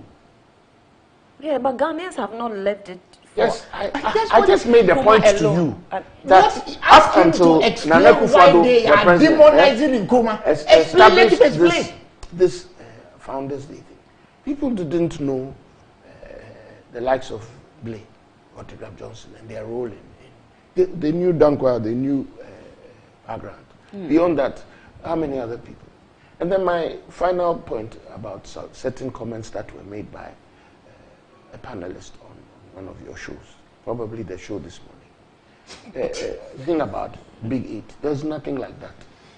I said it should have been 8. Do you know why? Because 2 of them were left behind. The helicopter was too small to take them. Do you know how the term Big 6 was coined? It's homework for all of us. So the people those 6 gentlemen didn't go out looking to be given nicknames or whatever. I listened to a history that said that the Big 6 was coined from a newspaper report, which was indicating that some Big 6 members of the UGCC have been arrested, and that is how the Big Six came up. Thank you. But it also goes on to say, the video went on to say that it's not just, they weren't actually 6, they were 8. But for the 6 that were taken, that is how the newspaper headline was coined from that. So you see, the coinage allows us to enjoy ourselves, but it is the facts and truths that we must be interested in. But is that not a fact that they were actually 8? Good. So I'm saying, now because of that, because of what we've done, we're only not sidelining other people. Even the 2, what are their names? That's the point we're making. Good. So let's work with that and be happy that there's an avenue for us to explore who we are better than for this thing of creating a situation as if nobody is taking anything from whoever. Things are being put in the right place. Things are being put in the right place. So, Nana, so for individuals who fought against independence independence now, as opposed to independence in the shortest possible Go and read time. about Nana, it, then you can ask me the question. You this because question. Because you see, it requires dispassion. Nana, I don't need to and read. objectivity Nana, I don't need to read in order anything for on this us question I'm to asking fully you. appreciate I'm saying where that we're going. Independence now and independence in the shortest possible time. For persons who were fighting against the independence now, why are they fighting for recognition with the person who was fighting for independence now? I wasn't going to. That's why I said that you should rather go and read before you continue with this. Because I knew this was the question you were going to ask. And it doesn't serve the purpose as far as I'm concerned. After their attempts to and I'm not here to convince anybody. Listen, sorry, it doesn't serve which purpose? It doesn't serve the purpose that you're trying to put out. Which purpose? What you're trying to achieve. My I'm purpose in this... I'm trying to achieve you answering a question. My purpose in this discussion is to let Ghanaians understand that we have a whole host of people who must be regarded and respected for their contributions to form the space that we're in now. That's what I'm interested in. I'm not interested in the translations of how certain statements made by people, when it's taken out of context in a very simplistic manner. I'm not interested. Annie, let me, please. I'm not. When the Nkrumah tabled the motion of destiny in Parliament for this country to become a republic, the UP tradition walked out. So why are you trying to claim to be a part of the independence of this country? That's the history. Started a fight to the path of independence. Said they went to the United Kingdom to go and tell the Queen, led by Dr. Buzia, that we shouldn't be given independence. Give us the source of your information.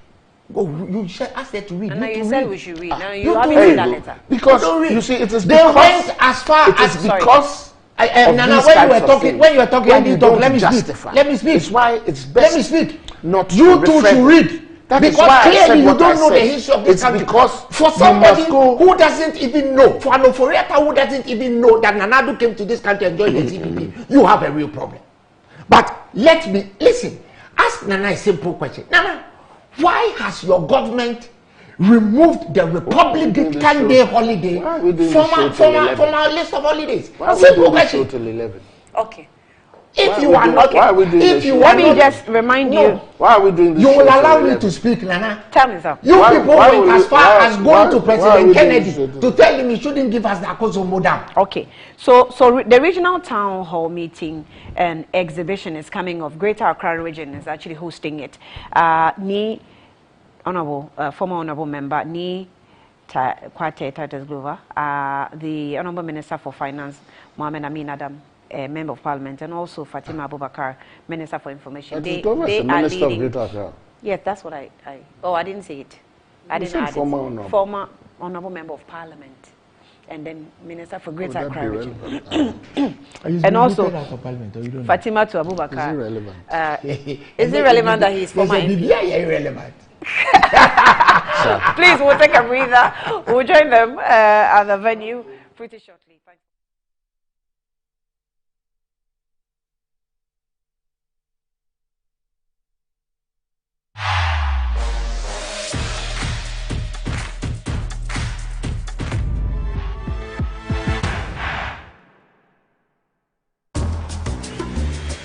Pascal's showing his boss the efficient new technology they've installed. She is pleased, but now she's asking, why is that still there? Pascal explains that the wells can store many, many messages. The boss is not so pleased anymore. If you haven't upgraded your contact center yet, it's time to get business done better with MTN Business.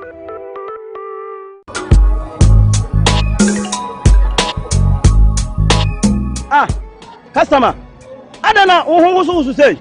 Malaria been actually on my number man still. One of them give us. Give us a solid. Yeah, sorry.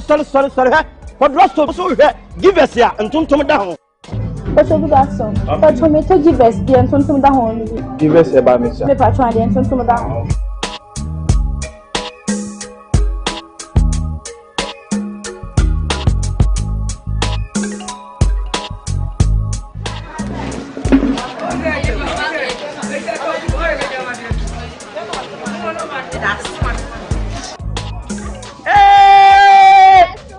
Customer.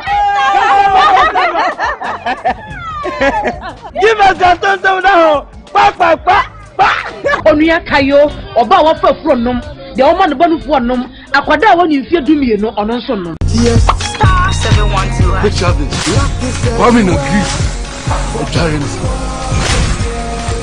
Yeah, and you were back in Greece. To say why you fit up millionaire. Yes, the luckiest at Aroma. To say about from Massa Echeman. Yeah. Now check this. Sister Abna, aka Kodi Hima. The luckiest at Aroma. Queen B. Yeah. Boss lady back up there. Hold on to your seats, folks. Such anyway, it'll be you smooth. Way enter your friend will upgrade. Luckiest and Aroma. And the best part that with the luckiest will be our shot to a good life. And I'm talking to you, me, your girlfriend, your ex, your neighbors, your landlords, and even Goro boys. And no one is over dialing with lucky number. Star 712 hash. No. Oswald ticket to win in the community draw or the grand draw on the 30th of November 2024. The luckiest is regulated by the NLA on the Caritas platform, not for persons below 18 years. TNCs apply.